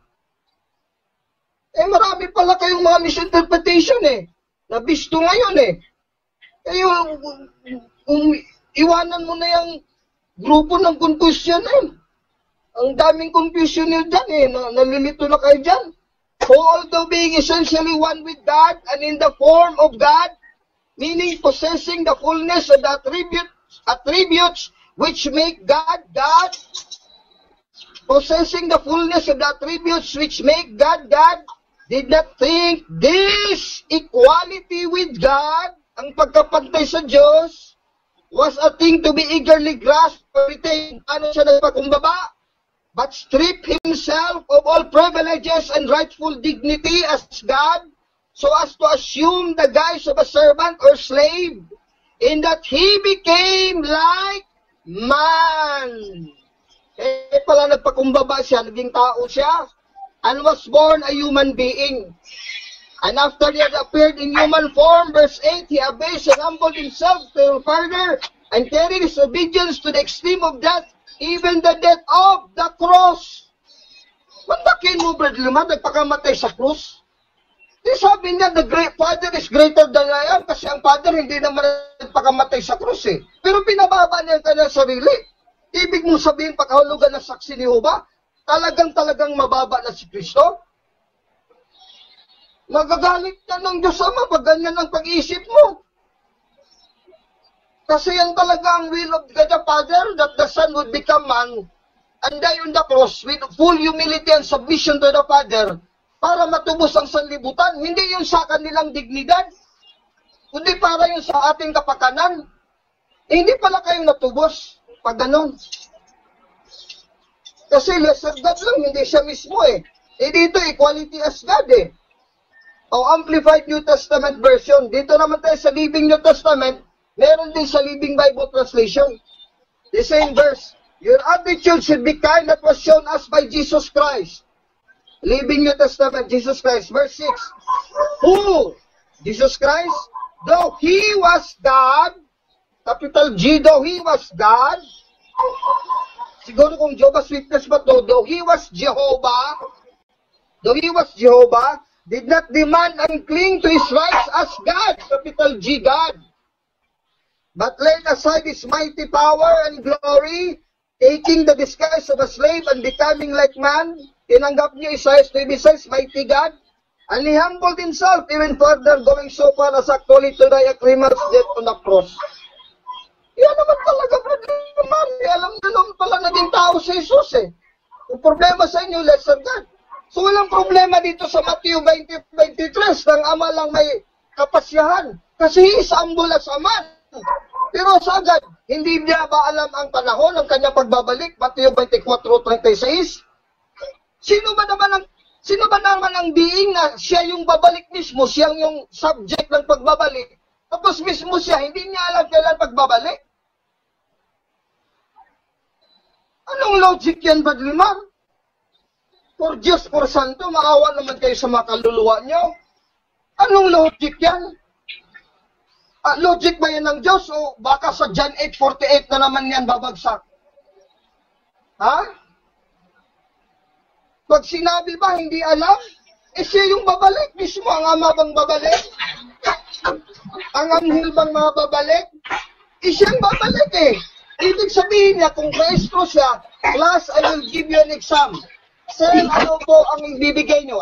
Ako, sekreto ko na yun. Hindi ko sasabihin. Basta magprepara kayo. Ganun ang punto ni Kristo. Pero hindi ba na talaga alam? Colossus 2:1-3. Lahat na nakatago, nakaalaman at kurunungan na nakatago. Nakatago na kaalaman at kurunungan ha, pati na yung araw ng paghukom ng pagbabalik ni Kristo, ay nakatago sa Kanya. Ibig sabihin, tinago pala ng anak ng tao. Mateo 24:36. Yung kaalaman sa pagbabalik niya, tinago niya sa kanyang sarili, hindi niya binulgar, binisto. Mateo 24:36. In union with Colossians chapter 2, verse 1-3.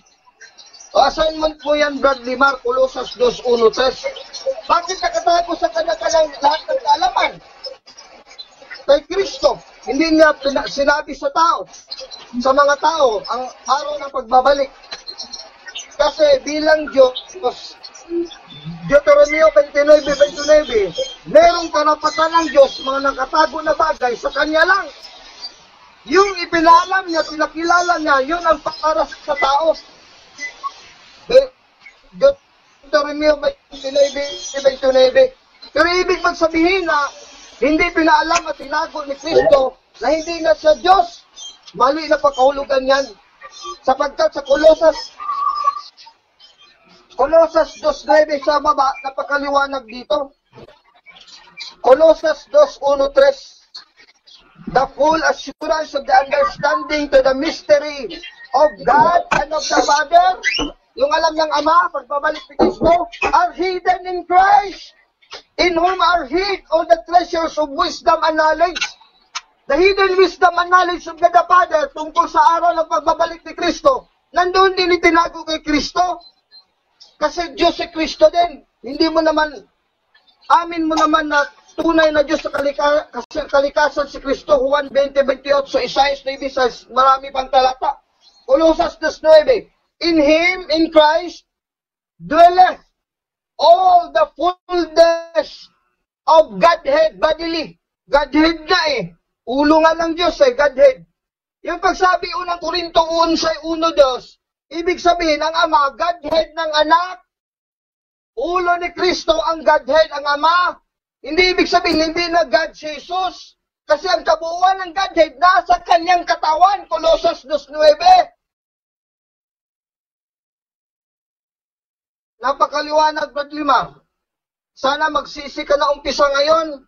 I-review mo itong video para naman maliwanagan ka. This is your time for repentance, your time for a metanoia, for a change of heart. Kasi mahal ka namin ng mga Katoliko. We don't want anybody, any outside Catholic Church na malaglag tayo sa impyerno, sa dagat-dagatang apoy. Kaya nga,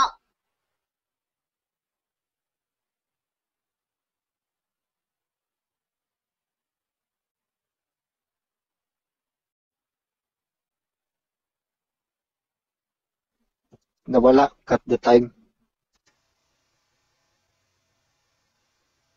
mo ang salita ng Diyos letra por letra para ikaw ay maligtas. Santiago 1:21. At ikaw din ay maligtas. John chapter 8 verse 31-32. James chapter 1 verse 21 and John chapter 1 at chapter 8 verse 31-32 upang ikaw ay maligtas. Tanggapin mo ang katotohanan. Yung Godhead, ang ulo na ang Diyos, ang ulo ni Kristo sa unang Korinto 11:1-2, ibig sabihin, the Godhead dwells in the Son bodily. Colosas 2.9, Colosas 1.19, Godhead yun. Kaya ang ulo ni Kristo, Diyos siya kasi Godhead yun eh. Kasama din siya. Sabi mo nga, likas na Diyos si Kristo. Tapos may likas sa Diyos labas sa Ama. Magkaisa nga sila ng Diyos. Ako ang Ama ay isa, John 10:30. I and the Father are one. John 10:30, Juan 10:30, ako at ang Ama ay isa. Tapos sabihin mo ngayon, dalawa. Hindi. Dalawa sa persona. Pero sa pagka-Diyos, isa lang. John 10:30. Kaya nga yung Elohim kanina, it really is the plurality of persons. Ayaw nyo lang tanggapin kasi preconceived idea nyo na. Naturo nyo na yan sa grupo nyo, sa pangkatin nyo. Kaya hindi nyo talaga tatanggapin kasi nasulat nyo na yan. Dogma nyo na yan. Hindi nyo na yan babaguhin. Kaya nga, pati yung kapasyahan ng Ama sa Mateo 20:23, tinago din ng Ama sa anak, Colosas 2:1-3. Kasi ang Godhead sa Ama, nandun din sa anak. Ang buo talagang Godhead, Colosas 2:9. Sa Navari Bible, St. Matthew 28:19, ang mababasa natin dito, sabi dito, this refers to the Holy Trinity in the name of the Father, Son, and Holy Spirit. Kaya yung Trinity, yung three persons, 1 John 5:7-8, for there are three. Ano yung three? Hindi yung three gods. Mali si Vladimir kanila na plurality of gods. Persons yan. Father is person. New World Translation. Buhat. Gawa 3:19. Okay, maraming salamat po sa moderator. Okay. So, dyan na po nagtatapos ang first rebuttal stand ni Mr. Affirmative, no? Alvin Gitamundok ng RCC. Ngayon ay dadako na tayo para sa cross-examination kay Bro Limar ng JW. Bro Limar. Okay, 10 minutes, timer starts so, now. Sir Alvin, yung bang Elohim? Sige, Vladimir. literally, ano ang definition?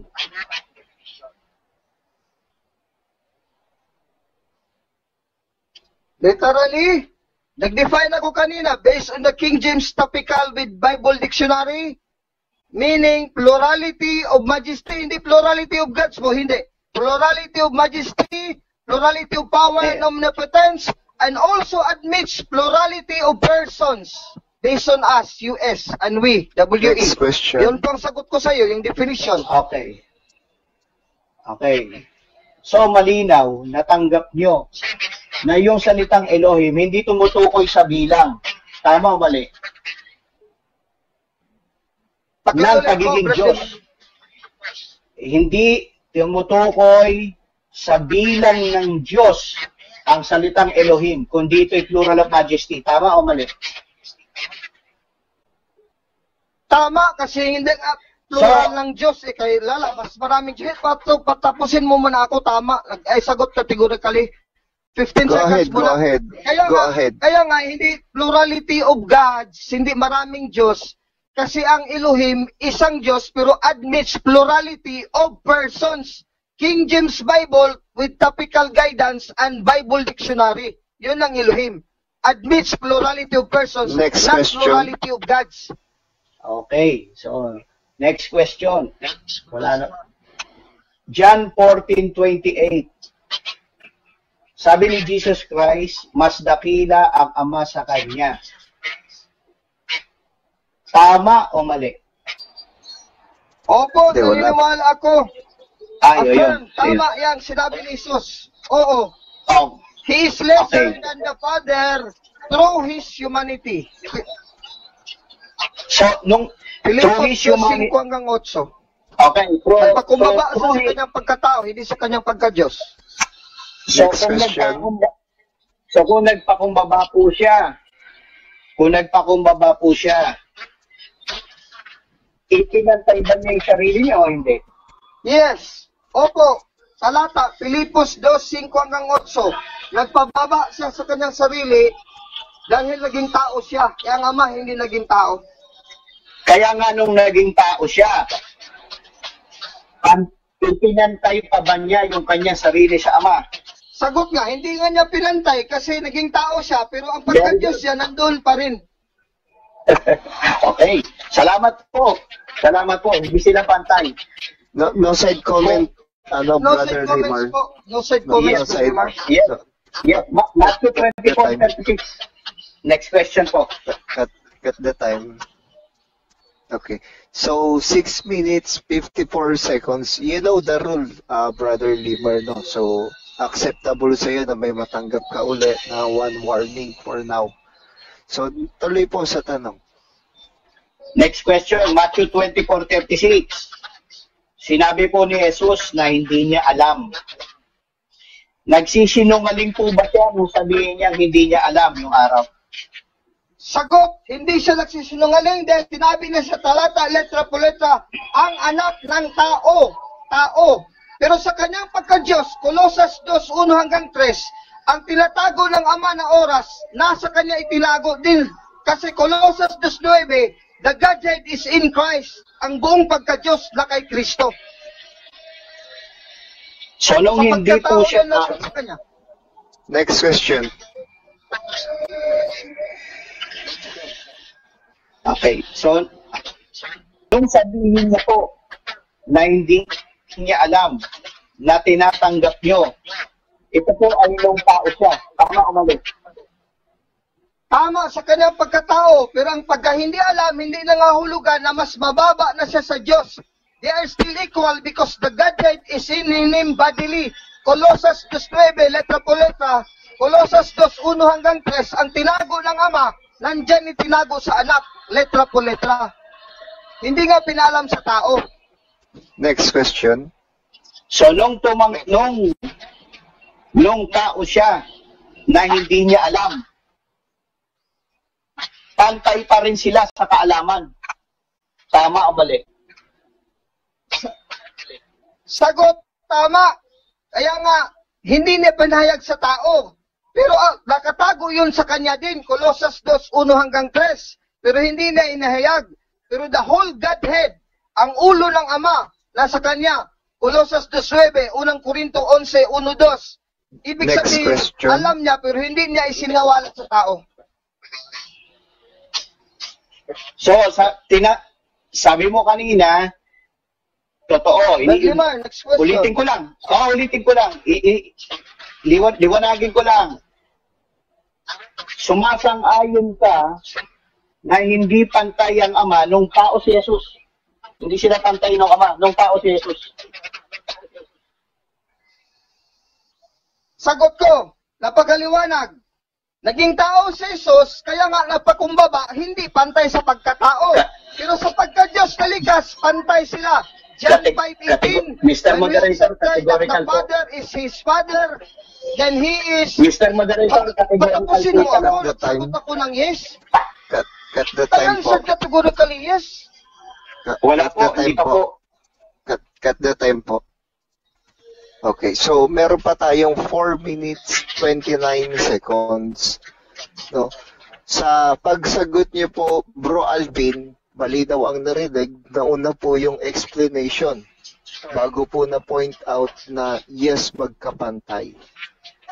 Labag po yun sa rules natin, kaya tatanggap po kayo ng 1 warning for now. So tuloy po tayo sa pagtatanong. So, sumasang-ayon po kayo na nung tao si Jesus, hindi po sila pantay ng Ama.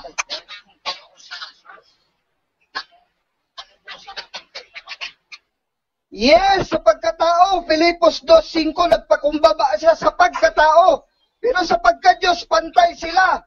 Hindi na tinangnan ang pagkapantay sa Diyos. Kaya nga hindi na tinangnan, pero pantay talaga sila sa Diyos. Sa pagka-Diyos, kasalanan mo, likas na tunay na Diyos si Jesus. Filipos 2:5 hanggang 8, Colossus 2:1-3, 9, at Next marami pang question. talata ng Biblia. Okay, next question po. Doon po Pagkatao yun, sa... mababa siya. Next question po. Filipos 2:5, 6, 7. Binanggit po sa Biblia na siya ay hinubad niya ang kanyang pagiging anyong Diyos. Tama po o mali? Ang nababasa, tama, pero ang kahulugan yan, ang tamang kahulugan, he was essentially one with God, possessing the fullness of the attributes which make God God. But he did not think this equality with God as a thing to be grasped or retained. He stripped of himself and assumed in the guise Next of a question. servant, he became man. So sinasang-ayunan po ninyo yung nakasulat na hinubad ni Jesus ang pagka-Diyos niya.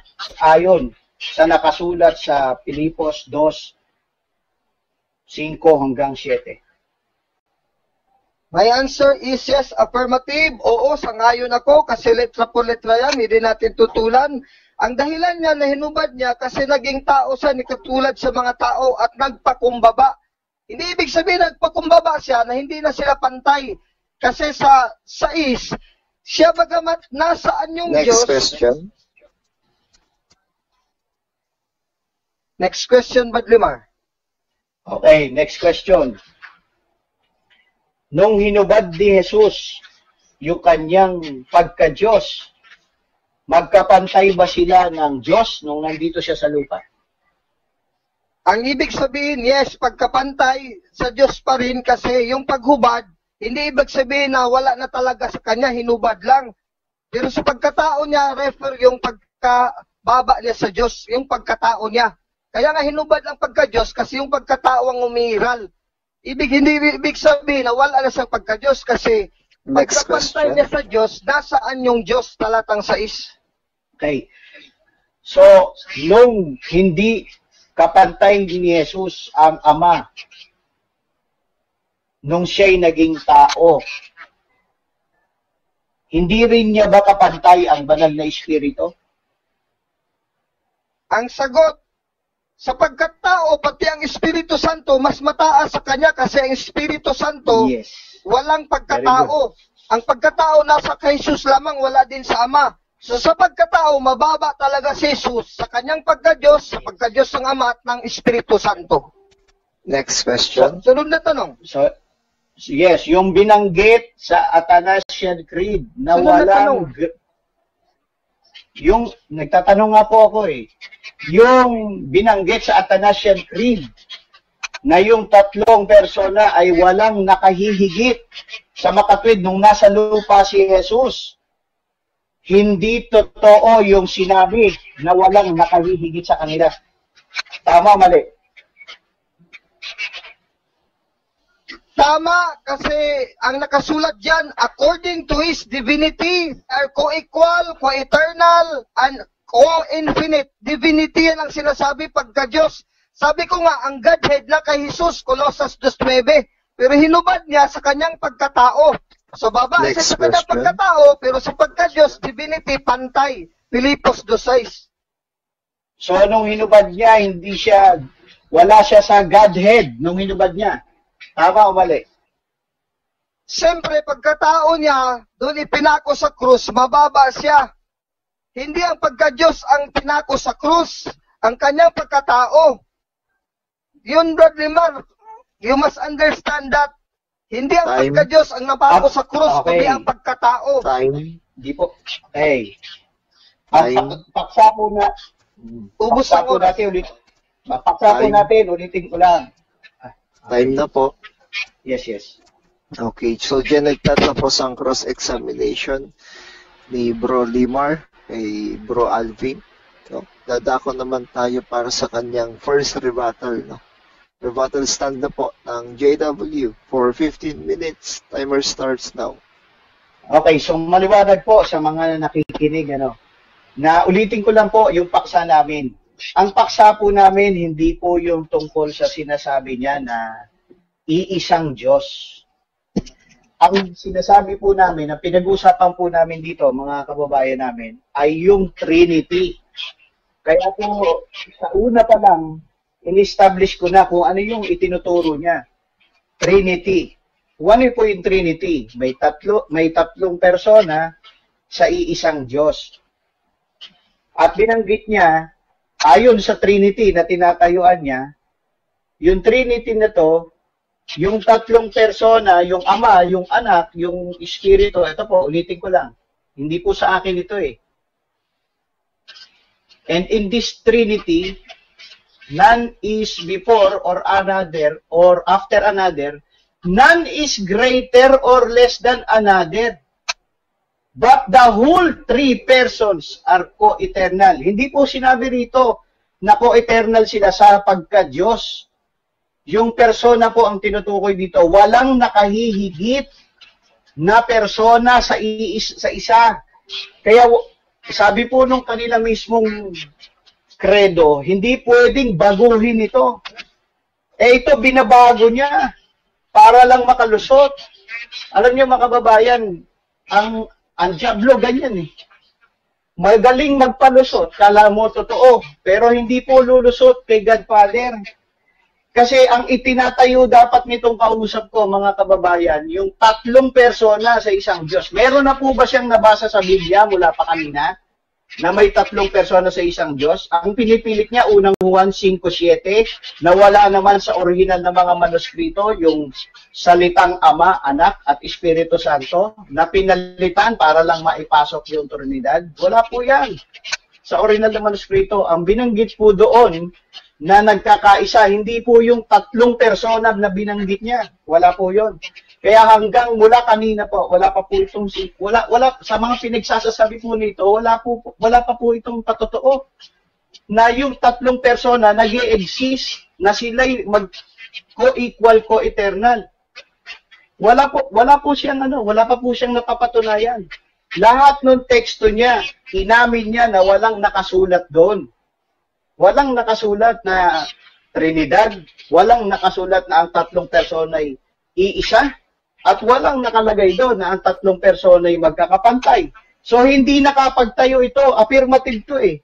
So, sana yung mga intellectual natin kasama dito, sa totoo lang po, kung kayo magiging fair.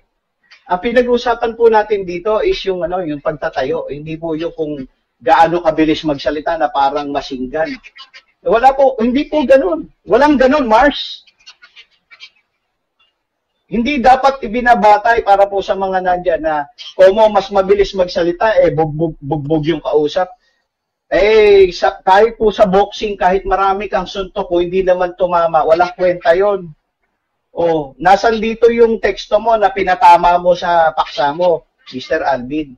Wala ka pang tekstong binabasa na may Trinidad sa Biblia, na may tatlong personang iisa, na ang lahat ng tatlong ito magkakapantay, co-eternal. Wala ka pang nabasa Puro conclusion mo lang ngayon, tapos sasabihin mo, ako magsisi. Ba't ako magsisisi? Ikaw ang dapat magsisi. Dahil mismo yung Athanasian Creed yung binabago mo. Pinalalabas mo na yung tatlong persona, iisang Diyos, na yung pagka-Diyos na yon ang hindi nawawala. Wala ka ba sinabi rito? Na ang magkakapantay sila sa pagka-Diyos. Hindi. Sabi dito, magkakapantay yung tatlong persona. Wala pa siyang binabasang talata sa Biblia na nagpapakita ng Trinidad, tatlong persona, iisang Diyos, at yung tatlo pong itong persona ay magkakapantay. Ngayon, ayon sa pagpapaliwanag ng Trinity, yung Trinidad po, sabi nga po, walang nakahihigit. Sa makatwid, kung may mas nakahihigit sa kanila, wala yung Trinity. Yan po ang katotohanan. Kaya yung po mga Trinitarians dito, ito po ang dapat ninyong hindi ko lang alam kung kayo po ay pasok sa Trinitarian na Athanasian Creed. Sa Athanasian Creed, pinakikita po dito na yung tatlong persona ay co-eternal and co-equal. The three persons are co-eternal, co-equal. At nakalagay dito, walang sinabi na sila'y co-eternal, co-equal sa pagka-Diyos. Pagdaragdag po yan. Pinipilipit ninyo yung sarili ninyong doktrina para lang makalusot kayo sa mga sinasabi ng katotohanan ng Biblia. Ngayon, kanina ko pa siya tinatanong, tanggap mo ba? John 14:28, nagmas nakila ang matakap daw niya dahil nakasulat. Di sa makatwid, yung tao si Jesus, walang Trinity. Paano yung sinabi mo sa paksa na it is always existing? Diba? Talo ka na dyan. Trinity is not always existing.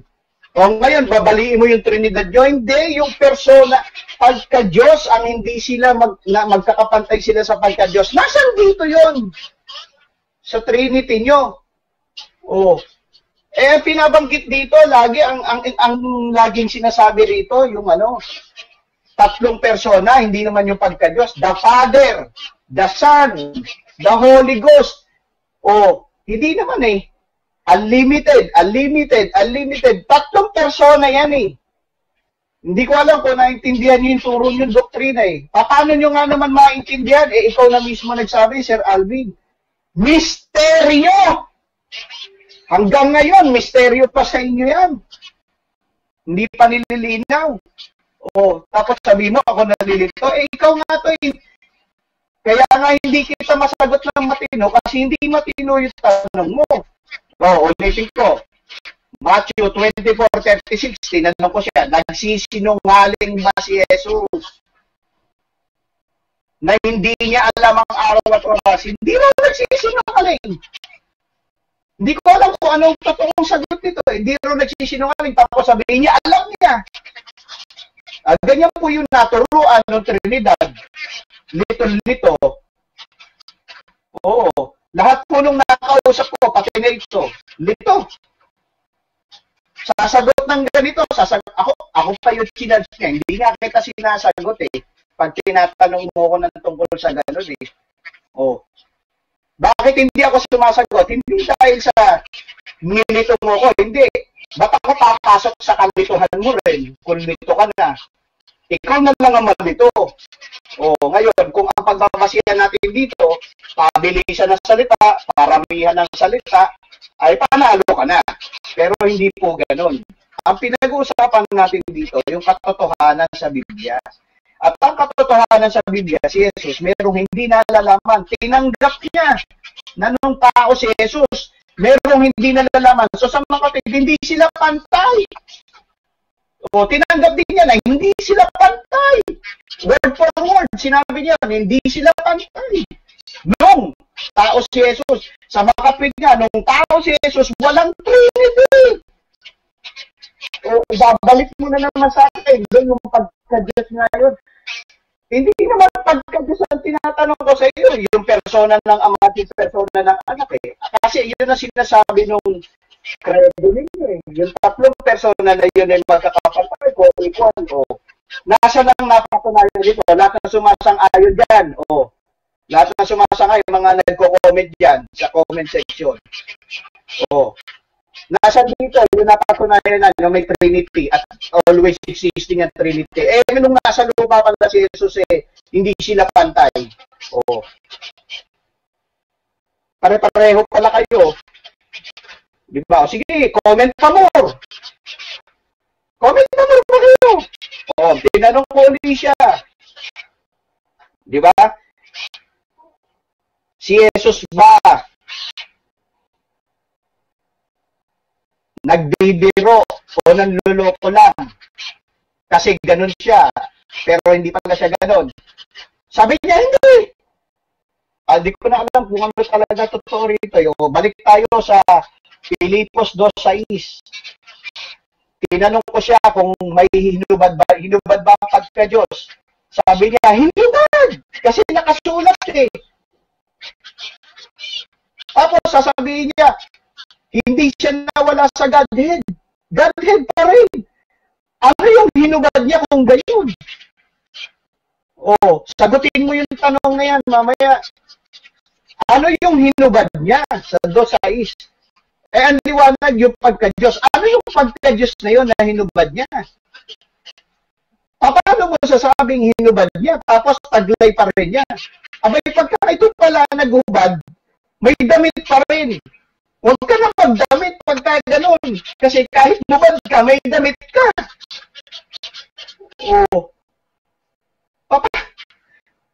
Ako'y natatawa nun sa pinagsasabi nitong kausap ko. Sabi doon, emptied himself. Sa Grego po, ginamit kenosis. Sila po mismo, walang paliwanag sa kenosis kung ano yung kinenosis ni Jesus eh. Kaya po, dito po sa Filipos 2:7, ano po naitindig niya rito? Yung pong banal na espiritu, wala rin dito. Nasaan yung tatlong persona rito? Yung mga pinagtatatalatan niya, nasaan yung tatlong persona? Kung kayo yung matalino, huwag tayo maging bias. Kung kayo po, nag-aaral ng Biblia, at ito po, sa larangan ng pag-uusap namin, alam po natin kung sino ang nakakasunod doon sa paksa. Lahat ng teksto niya, nilista ko. Walang nakalagay doon na Trinity. Ito naman talagang siya, mahilig sa letra por letra. Walang nakalagay doon na tatlong persona, iisang Diyos. Wala. May tatlong persona na magkakapareho. Wala. Sa kabilang banda, nire-review ko po. Sa panig ko, napatunayan ko na inamin niya na hindi sila pantay nung nasa lupa. Pagdating sa Juan 20:17, binanggit lang niya, tumawid siya sa 20:28. Wala na siyang tinalakay tungkol doon. Hindi ko alam kung bakit. Tinapos siya. Ang tanong ko lang sa kanya, hindi ko nga naitanong, tapos na yung oras eh.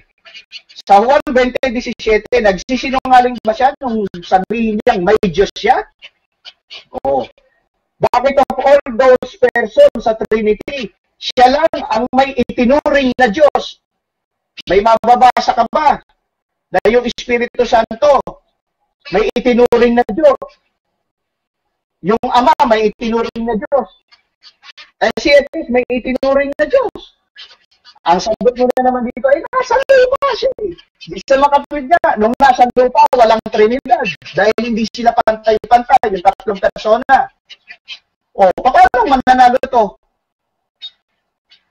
Ewan ko na lang kung ang tingin nyo pa rin dito, panalo. Admitted na ako, panalo na siya sa dami na salita.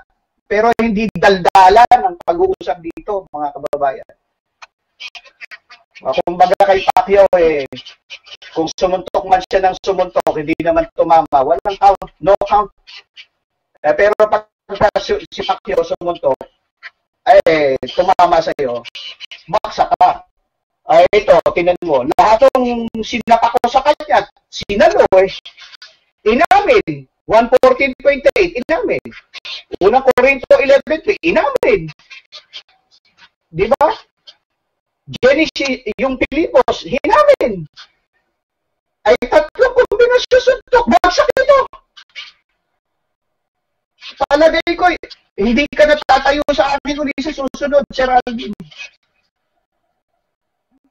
Yun lang po ang masasabi ko. Bakit po natin sinabi na hindi po mangyayari yung sinabi niya kahit sa langit? Ito po, teksto po natin. Ito po, unang Korinto, kabanatang 15. Ito po, mas malinaw na rito. Unang Korinto. Yung tinatanong niya sa akin, yung tungkol sa tunay na Diyos, maliwanag po dito Bago ko po, yan, baka sabihin niya, hindi ko sinagot na hindi daw masagot yun. Yung tunay na Diyos po sa Biblia, isa lang. 1:17:3. Pero hindi po ibig sabihin nun, walang umiiral na mga Diyos. Kasi po, ang Biblia mismo nagsabi, unang Timoteo, yan. Unang Korinto, sorry po. Basahin po natin. 8. Ang paliwanag ng apostol. Ang sabi rito, 5, dahil kahit may tinatawag na mga Diyos sa langit o sa lupa, maraming Diyos at Panginoon ang mga tao. Pansinin nyo, binanggit dito, tinatawag ng mga Diyos sa langit man o sa lupa. Ang apostol na nagsabi, may Diyos sa langit, may mga Diyos, tinatawag na mga Diyos sa langit. Tanongin mo nga, tunay ba ito o peke? Papayag ba ang Diyos na may peking Diyos doon, na huwad Diyos? Kasi hindi niya naintindihan yung salitang Diyos Yung salita kasing Diyos, alam nyo, kinakapit din yan. Hindi lamang sa Diyos na makapangyarihan sa lahat yung Ama. Kaya nga may distinction. Kaya kung ang tanong mo sa akin, ilan ang Diyos? Maraming Diyos. Kasama ron sa kalagayan na yun si Jesus. Pero pag tinatanong mo kami kung ilan ang Diyos na kinikilala namin bilang tunay na Diyos, isa lang. Kasi yun na sabi ng 6. Alam natin na iisa lang ang Diyos, ang Ama. Hindi sinabing si Jesus. Or hindi sinabing yung Espiritu Santo. Walang Trinity rito, no? No? Wala po. Ano sabi rito? Na Ama na pinagmulan ng lahat ng bagay at nabubuhay tayo para sa Kanya. At iisa lang ang Panginoon si Kristo Jesus na sa pamamagitan niya umiral ang lahat ng bagay at nabuhay tayo sa pamamagitan niya. Kaya sa Bible po, wala kang mababasa, 3 persona, iisang Diyos. Wala po yun. Sa Athanasian Creed lang po nakasulat yun. Dito, maliwanag, pag tinanong mo, ilan ang Diyos? Marami pong Diyos, pati si Satanas Diyos. Pero si Satanas, huwad na Diyos. At yung mga Diyos, huwad na Diyos. Pero, bukod po doon, sabi dito, may mga Diyos din sa langit. Kasi yung mga anghel, alam niyo sa Bible, they are also called gods. Mga judges, they are also called gods. It is a general term. Pero pagka dinagdagan mo na, kinikilala na Diyos na sinasamba, kinikilala tunay na Diyos, meron ng distinction, isa lang yan. Para hindi ka malito. Kasi sa amin, walang misteryo. Sa inyo lang po yung misteryo na yan, na maraming Diyos na iisang Diyos. Sasabihin niya, hindi naman maraming Diyos, iisa lang yun nga pinalalabas nyo Okay, so dyan na po nagtatapos ang rebuttal stand ng ating negative side mula kay Brother Limar ng JW. Dadako naman tayo para sa huling pagtatanong ng affirmative for 10 minutes. Go ahead. Maraming salamat, Mr. Moderator. Bradley Mar ng Jehovah's Witness. Ang unang kong tanong, ayon sa Athanasian Creed, Bradley Mar, ano yung sabi na equal at not equal, lesser? Refers to divinity o refers to humanity, yung pagkababa ni Kristo? Ayon sa Athanasian Creed. Babasahin ko na lang po. Kasi ayon sa Athanasian Creed po ang tanong nyo eh. Objection, Mr. Moderator. Objection muna. Go ahead. Categorical, pinapili ko siya. Divinity ba pagka-Diyos o pagka-tao? Diretso siyang nag-answer. Nag-explain agad siya. Direct answer, please. Go ahead. Wala po sa dalawa. Wala sa Next dalawa. question. Next question. Nabasa ko dito, lesser in divinity according to divinity, lesser according to humanity, but equal according to divinity. Tanggap mo to, hindi? Bradley Mar. Hindi ko tanggap yan. Hindi ko tanggap yan. Athanasian Creed yan eh. Next question. Saan mababasa? Showdown, letra po letra, na yung pagkamaitigad ni Jesus, nating Panginoon, yung pagkamaitigad niya, lesser God, letra po letra sama. Merong talata? Wala. Chapter and verse. Showdown. Wala po Wala. akong diniscuss tungkol dyan. Hindi, nasagot mo question kanina eh. Irrelevant. Objection, Next Mr. question. Moderator. Objection muna, Mr. Moderator. Go ahead. Kasi nagkausap na kami kanina sa cross-examen based on John 20:28. Sinagot niya na likas sa kalikasan, Diyos talaga si Kristo, tunay din. Pero mas mataas daw ang Ama. So ngayon, I have the right to question him again. Based sa, kasi rebuttal na to eh. Ini-question kan doon na already, Mr. Moderator. So valid ang question ko. Saan ang talata sa Biblia, letra po letra, chapter and verse, na lesser God ang pagkamaitigad ni Kristo? Valid po yung valid po yung question. Yes, tama naman. Kahit ano na ang itanong pagka nasa rebuttal time. Pero kumakapit po ngayon ang ating opponent side sa rule number 2. Kung irrelevant para sa kanya ang tanong, automatic next question without explanation po. Okay, maraming salamat, Mr. Moderator. My next question, Bradley Mar, itong sa unang Korinto 8:6 na ginamit mo bago lang, ang tanong ko sa iyo, ibig bang sabihin na Panginoon si Kristo, ang Ama, hindi na Panginoon? Hindi po. Yes or no? Ha? Yes Hindi or no? po. Hindi na na po, Panginoon sumagot ang na Ama? po. Hindi Okay. po. Hindi Ibigay po yung 15 seconds, bro. yun. Oo, ang sagot ko, hindi po. Kasi mali po yung kahulugan ninyo na hindi na Panginoon. Ang sinasabi dyan sa teksto na yan, na maliwanag na letra por letra, meron tayong isang Diyos ang Ama at iisang Panginoon. Wala pong nakalagay dyan na hindi na Panginoon yung Ama. Next question, please. Sunod na tanong, sa unang Korinto 8:6, 1 Corinthians 8:6, ang pagkapanginoon ng ating Panginoong Kristo, hindi matukoy dyan ang kanyang pagka-Diyos? Yes or no? Hindi tinutukoy o sinasabi. Hindi tinutukoy o sinasabi sa 8:6 yung itinatanong ninyo na kanyang pagka-Diyos. Ibig sabihin na saksi ni Jehovah hindi naniwala na likas na Diyos si Kristo? Yes or no? Hindi kami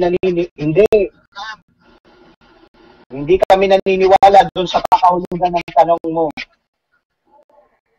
Next question. Ibig sabihin, the question is, binawi mo na ngayon na hindi kayo naniniwala na likas na tunay na Diyos si Kristo, mababa lang sa Ama, hindi na ngayon tunay na Diyos, likas? Yes or no? No, wala akong binabawi. Sunod na tanong, saan ba talaga, Brad Limar? Yes, na tunay na Diyos si Kristo sa likas, mababa lang sa Ama, o ngayon, binawi mo na hindi na talaga, no na. Saan talaga sa dalawa? Yes or no? Yes, Diyos si Jesus sa kalikasan. Kaya nga, sunod na tanong, ano ba talaga? Diyos sa kalikasan tunay at ngayon, hindi na Diyos, yung pagkapanginoon niya. Sabi mo, yes, Diyos siya sa kalikasan, genuinely. Sunod na tanong, ang pagkapanginoon, Brad Limar, ayon sa Biblia, letra po letra, ang pagkapanginoon, di ba, Diyos ba, letra po letra? Nalaman mo yan? Nabasa mo o hindi? Yes or no? Wala po ako sagot sa tanong. Next question. Sa Jeremias 10:10, ang dating Biblia, Jeremias 10:10, sinabi, letra po letra, ang Panginoon ay siyang tunay na Diyos. Tanggap mo, letra po letra, ang Panginoon siyang tunay na Diyos o tutol ka? Yes or no? Tanggap o tutol? Tanggap ko. Tanggap ko na ang nakalagay sa Jeremiah 10:10 ay hindi ang salitang Panginoon sa original, kundi ang tetragrammaton. Nasa ngayon sa Tagalog ay kinikilala rin ng mga Katoliko bilang Jehovah. Next question. Tanggap mo pala ngayon, alin na naman sa dalawa? Yes, ang Panginoon ang tunay na Diyos o hindi? Ano yung matagal? Yes or no? Yes, tanggap ko na ang Diyos, tunay na Diyos, si Jehovah. Objection, Mr. Moderator. Objection mo na, yes, Mr. Moderator, kasi ang punto ko yung pagkapanginoon. Dating Biblia sa Tagalog version. Tanggap ba niya o hindi? Hindi malinaw eh. He said yes po. So tanggap niya. Maraming salamat. So next question is, so ibig sabihin, yung 1 Corinto 8:6, ang pagkapanginoon ni Kristo, talagang tunay siya na Diyos sa kanyang pagkapanginoon. Tanggap mo o hindi? Hindi ko tinatanggap yung sinasabi mo na yung pagkapanginoon niya ay siya yung Diyos na Ama, Diyos na yung sinasabi mo na Diyos na pinakamataas o whatever na gusto mong ipatunog. Hindi po yun ang tinutukoy doon. Si Jesus ang Panginoon. Sunod na tanong sa 1:20-28. Panginoon at Diyos ko. Tanggap mo, dalawa ang title, Panginoon at Diyos ko. Ayon sa 1 Corinto 8:6, Panginoon at Diyos ko, 1:20-28. Tanggap mo, letra po letra o tutol ka? Tanggap mo.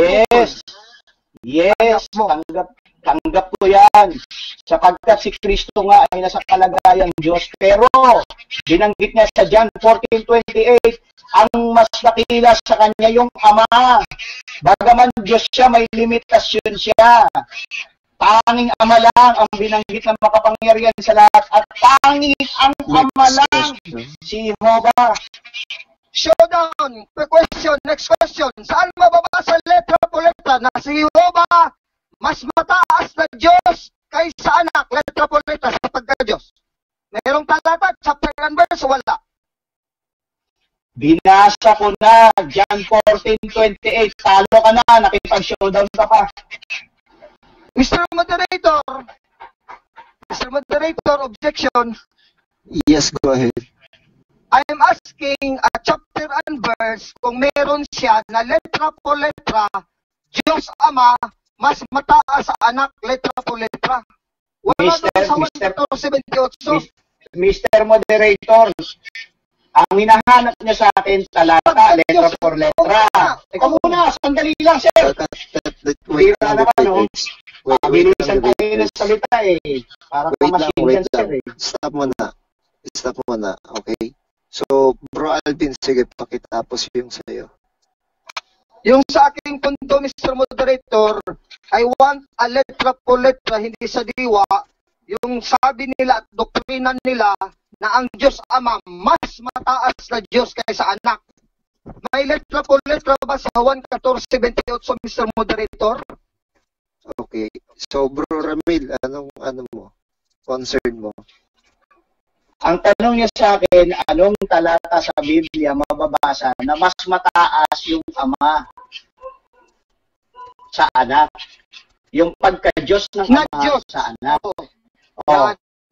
O ngayon, ito, pinapaliwanag, kanina pa nga pinaliliwanag ko, di ba? Wait lang. Stand by. So, 4 minutes, 45 seconds. Proceed sa answer. 15 seconds. Ano? Sandali po nagko-comment lang po muna ako Comment muna. Oo, kasi di ba, nag-comment siya, in-interrupt niya ako, nag-objection siya, and I have to comment. Kaya lang, nag-stop ako kasi pinagbigyan ko yung objection niya muna. So, ito naman yung comment ko doon sa objection niya. Ang tanong niya sa akin, talata, kabanata, verse, na mas mataas ang pagka-Diyos ng Ama sa pagka-Diyos ng anak. Yan ang hinihiling niya sa akin letra por letra daw. Pinaliwanag ko na kanina, Sir JC, na Mr. Moderator, na yung Ama sa amin, Diyos yun. Yung anak, Diyos yun. So, walang pinag-uusapan dyan. Ngayon, babasahin ko sa kanya, letra por letra, mas dakila yung Ama kaysa sa anak. Game siya. Okay, so, yan ang mga concern ninyo. Noted naman at talagang valid din naman both sides. Nakikita ko talaga yung pang-lockdown ninyo, kumbaga pang-finale din ninyo. Nakikita ko yon, and alam ko yung strategy ng both sides at napakaganda. So, tuloy natin yan sa oras. 4 minutes, 36 seconds. Question. Okay. Sige. Question. I-showdown mo na, Sir Alvin. Go ahead, Sir Alvin, pasok.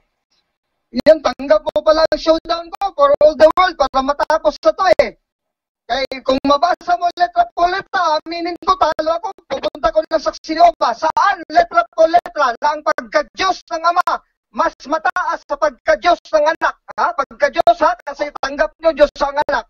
Saan mababasa letra po letra, chapter and verse, tinanggap mo ang hamon ko, ang showdown ko, saang talata? Ito sagot ko, babasahin ko sa iyo, letra por letra, mas dakila ang Ama kaysa anak. Babasahin ko na. Letra por letra yan. Mas dakila yung Ama sa anak. Ito po John 14:28.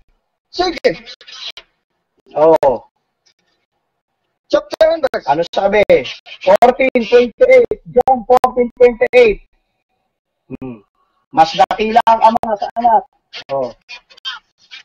Ano sabi? Dahil, narinig ninyo na sinabi ko, aalis ako at babalik ako muli sa inyo kung iniibig ninyo ako. Magsasaya kayo na pupunta ako sa Ama. Dahil ang Ama ay mas dakila kaysa akin. Maliwanag po yan. Question. Mr. Moderator, objection. Mr. Moderator, nandyan ka po, objection. Kasi showdown to tinanggap niya na may letra po letra, hindi sa diwa, letra po letra, may mababasa pagka-Diyos sa Ama. Wala So, Mr. Moderator, side, merong pagka-Diyos, letra po letra, Mr. Moderator, wala. Showdown natin. Bro, tapusin mo lang muna walang mabasa. Tapusin lang muna natin yung isa.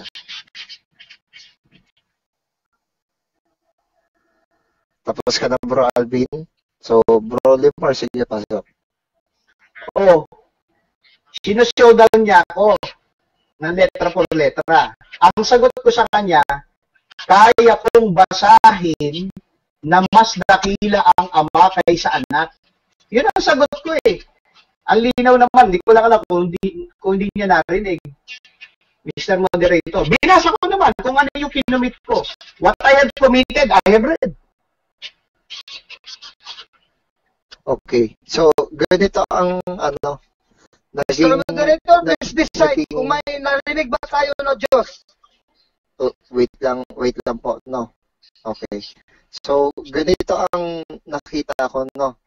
Ang hamon, no, o di kaya tanong, should I say it na tanong ni Bro Alvin, letra por letra, hindi sa diwa. Yun po ang tanong niya. Then, ang sagot naman ni Bro Ramil, no? Dakila ang ama kaysa anak. Ngayon, kung nasa nanonood na po yan, nasa viewers na po natin yan, at saka nasa inyo na rin po yan, Bro Alvin, kung tatanggapin ninyo na tama ba o hindi tama ang sagot niya. Ganun na lamang po, para tuloy-tuloy po tayo. Next question. Sige, salamat Mr. Moderator, ang mga taong bayan ng bahala. Sunod ko na tanong. Sa 1.5.18, letra po letra, nang inamin niya ng ama ang Diyos ay kanyang ama, siya ay nakipantay sa Diyos. Tanggap mo o hindi? Letra po letra, napantay sila sa ama. Ano pong teksto? John 5:18. Hello? Dali na po. Hello, Hello, dali na po. nakuha mo bang question ko? Ito po. Narinig ko. Kaya lang, Okay na? Narinig mo ako? Oo. Ito po, tinitignan ko yung teksto na sinabi nyo eh. Sige, John 5:18. Okay. Ano po yung tanong nyo? Pakiulit po.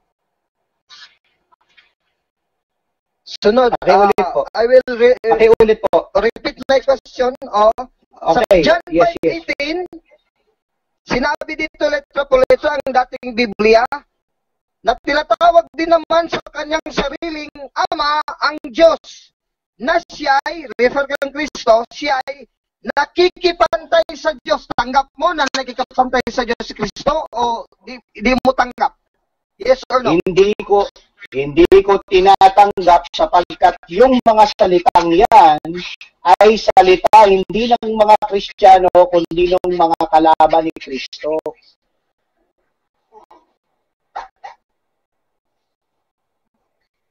Question. Sa Pilipos 2:5-6, letra po letra, may word ba dyan equality with God o wala? Meron, wala? Ang nakalagay. Sa Pilipos 2:5-6, Bradley Mar, again, I'll repeat my question. May letra po letra ba dyan nakasulat equality with God? Meron o wala? Wala. Ayon. Ito, wala. Ayon sa meron. Wala. Ayon sa konsepto ng sinasabi mong pagkapantay nila. Sapagkat yan nga sa Pilipos 2:5-6, pinakikita ni Jesus na hinubad niya yon. Hinubad niya. At ang sabi diyan, ginamit diyan yung salitang hindi siya ng agaw ng pagkapantay. So, makatwid, kung uunawain natin ang sinasabi ni Kristo, sunod na tanong. Next question. Sa salita, sa talatang 7 na hinubad niya, sinabi mo, hindi pantay. Ang tanong ko, showdown, letra po letra, saan talata dito sa Pilipos 2 na hindi pantay sa pagka-Diyos? Meron o wala? Pagkapantay, hindi sa pagka-Diyos. Meron o wala? Wala. Bakit wala? Salamat. Bakit wala? Teka muna, may 15 seconds ako, sir. Kaibigan. Oh. Go ahead, go ahead. Wala. Sumagot ako ng wala sapagkat walang indikasyon sa talatang ito na itinuro ni Jesus na siya'y pantay sa Ama. Sa makatuwid, binanggit niya na siya'y mapagpakumbaba. Nagpakumbaba nga eh. Ibig sabihin na magpakumbaba, tinatanggap niya kung ano lang ang kalagayan niya. Di ba ang letra po letra, according to his humanity, he became a slave like man, tao. Tanggap mo o hindi? Tanggap ko na si Jesus ay bumaba at naging tao ayon sa sinasabi ng talata. Next question. So tanggap mo na pala na pantay sa pagka-Diyos, mababa siya sa pagkatao. Letra po letra, tanggap mo o hindi? Hindi ko po sasagutin. Next question po. Okay, maraming salamat.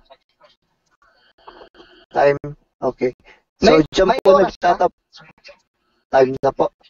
So, dyan po nagtatapos ang cross-examination. Ano? Talagang napakatindi ng labanan. At kung gaano kainit ang ating labanan sa live streaming, ganun din nag-aapoy, nagdiligiblab ang ating comment section.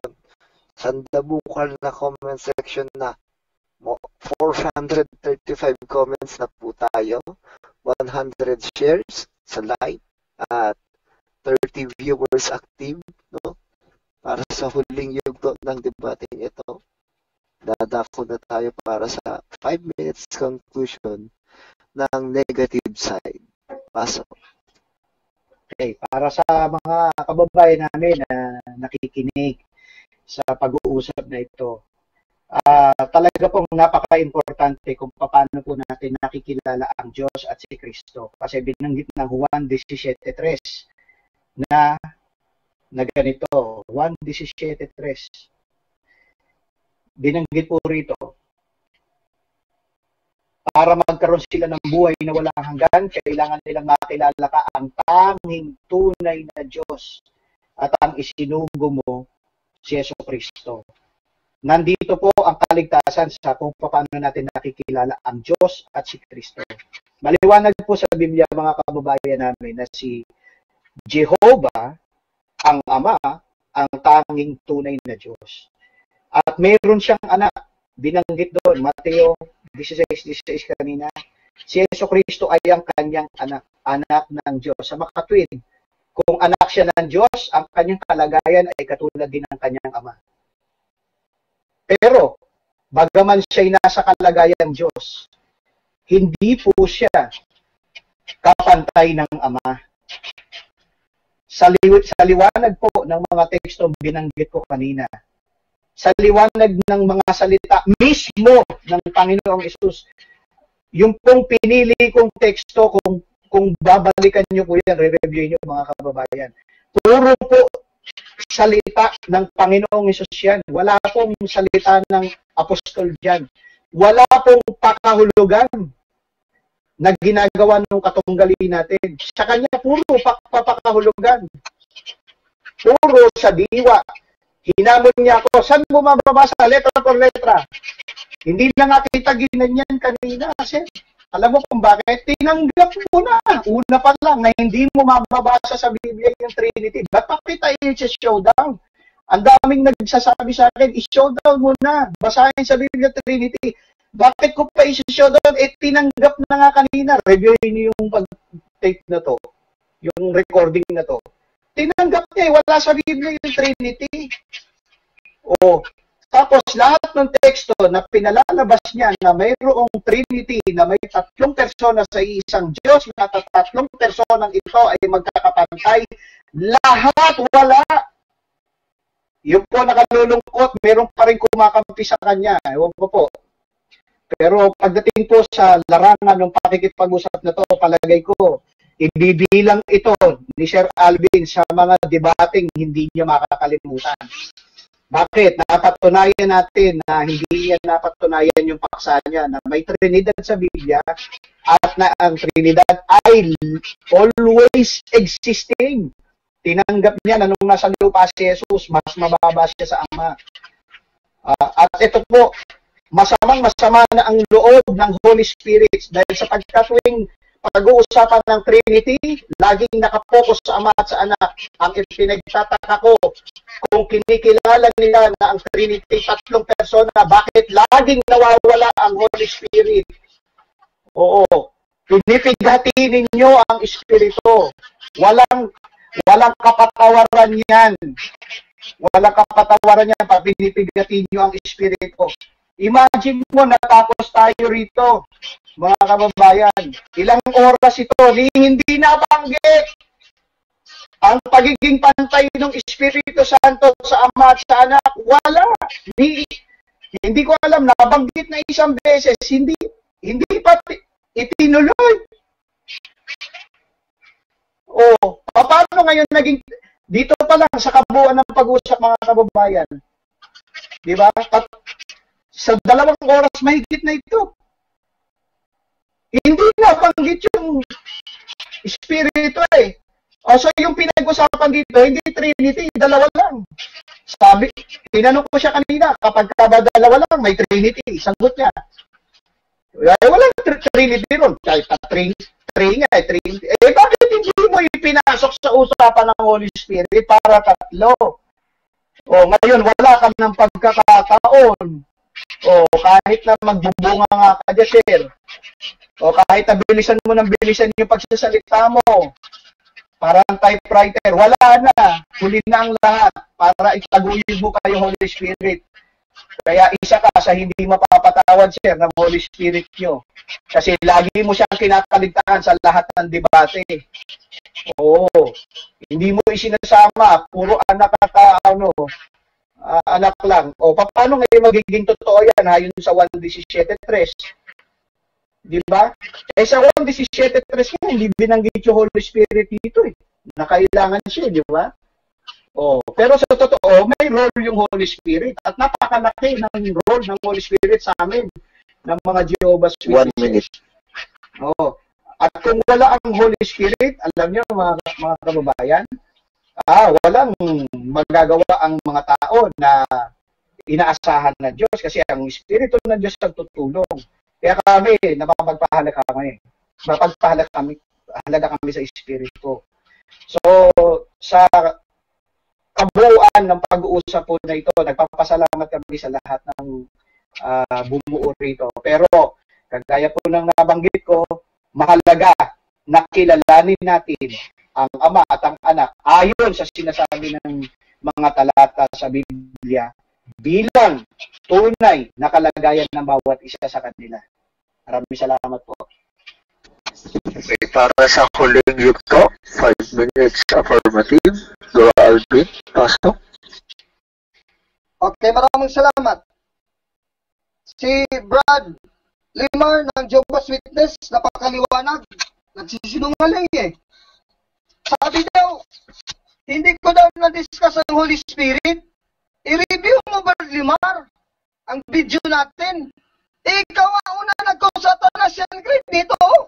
Holy Spirit, eternal the Father, eternal the Son, eternal the Holy Spirit. Yung Genesis 1:2, pinalitan yung active force, kayo nga namumusong sa Espiritu Santo eh. Dito tayo nag-focus kang Kristo kasi ditong tanungan, hindi ibig sabihin, hindi ko na-prove ng Holy Spirit is God.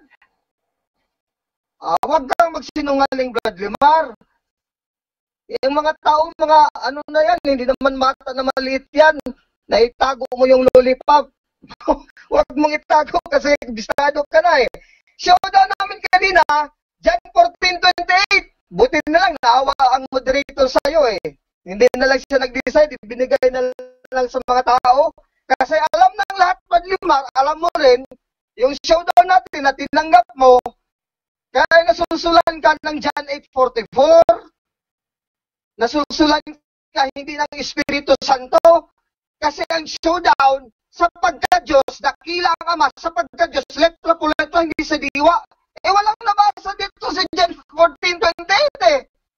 Kasi kung talagang i-contexto natin to, hindi to sa pagka-Diyos, sa pagkatao to, na tinanggap mo naman sa last question ko, sa questioning, tanggap mo na ba na pantay sila sa pagka-Diyos at bababa siya at hindi pantay sa pagkatao, tanggap mo? Sabi mo, yes!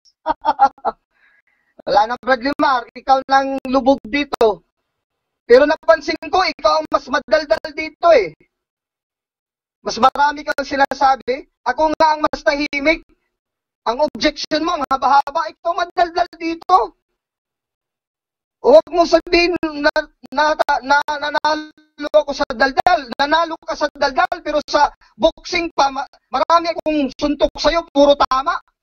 Kaya kanina ka pang knockout eh. Itong showdown, knockout ka sa John 14:28. Walang letra po letra dito, pagka-Diyos. Kahit lang 19 million Catholics pababasahin natin dyan, walang pagka-Diyos dyan. Kasi tinanggap mo, pagkatao yan. Ang hindi sila equal, hindi pagkapantay. Pilipos 2:5 hanggang 8, alam mo yan. Kaya talo ka na. O showdown dito, meron bang mababasa Trinity? O the boys, readers New Testament, Mateo 28:19 hanggang 20. Go out and make disciples of all nations. Wash them ceremonially in the name of the Triune God, Father, Son, and Holy Spirit. Triune God, Father, Son, Holy Spirit, talo ka na. Unang Juan 5:7-8, for there are three that bear record in heaven, persona sa inyo, ang Jehovah, Ama, yes. Ang anak, persona din, yes. Ang Espiritu Santo, sinabi sa Juan, kasama din, yes. Kasi personal pronoun, he. John 14:16, 25-26. And these three, Father, Son, Holy Spirit, are tatlo bang Diyos? Sabi mo, maraming Diyos. Ang Elohim, hindi. One God. Unang 1:5-8-9. Sapagkat ito, testifying in heaven and earth, Father, Son, and Holy Spirit, and in heaven, the testimony of God. Testimony ng God. Ang Diyos dito ang nag-testify. Alin ang Diyos dito nag-testify? Yung persona ng Father, tanggap niyo si Jehovah. Yung persona ng anak, tanggap niyo na persona. Holy Spirit, hindi niyo tinanggap kayo. Kayo ang namumusong mga saksi ni Jehovah. Mateo 12:31-32. Namumusong ka sa Espiritu Santo, hindi mo tanggap na Diyos. Letra po letra. Gawa 5:3-4, ang Espiritu Santo Diyos. Letra po letra, Acts chapter 5:3-4. Kayo ang namumusong, hindi kayo maliligtas. Mateo 12:31-32. Ibubulit kayo sa dagatang apoy, mga sinungaling. Pahayag 20 kasama na mga false prophets. 1 minute. Ito po, showdown. Showdown. 1 minute na lang. Maraming salamat, Mr. Moderator. Ang Septuagint version ng Biblia ni Cristo at ng mga apostol, ito includes the 73 books, including the Deuterocanon, King James to with Bible Guide and Dictionary. Ngayon, si St. Jerome nag-translate from the Greek original sa Triune word na Triune Greek, T-R-I-U-N, sa Tobit 12:6 na kasama si Deuterocanon, 73 books na Septuagint version. Sa Latina Vulgata ni Jerome, Clementine Recension, ganito ang nakasulat. Tobias 12:6, in Latin, translated from the Greek, ang Greek Triune, T-R-I-U-N. Benedicta sit Sancta Trinitas! Trinitas! Wala ka kasing, ang mga saksi na ba kasi 1870 lang, walang Latin Bible, hindi nga alam ang Latin Vulgate eh. Benedicta sit Sancta Trinitas at Indivisa Unitas. Blessed be the Holy Trinity in the English and undivided unity. We will give glory to Him because He has shown His mercy to us. Blessed be the Holy Trinity and undivided unity. Wait lang, bro, Rimar. Pakiiso yun na lang. Ayan, sa pagkaliwanag po. Time na po, time na. Wala na, talo na si Limar. No side comment, please. No side. Time na.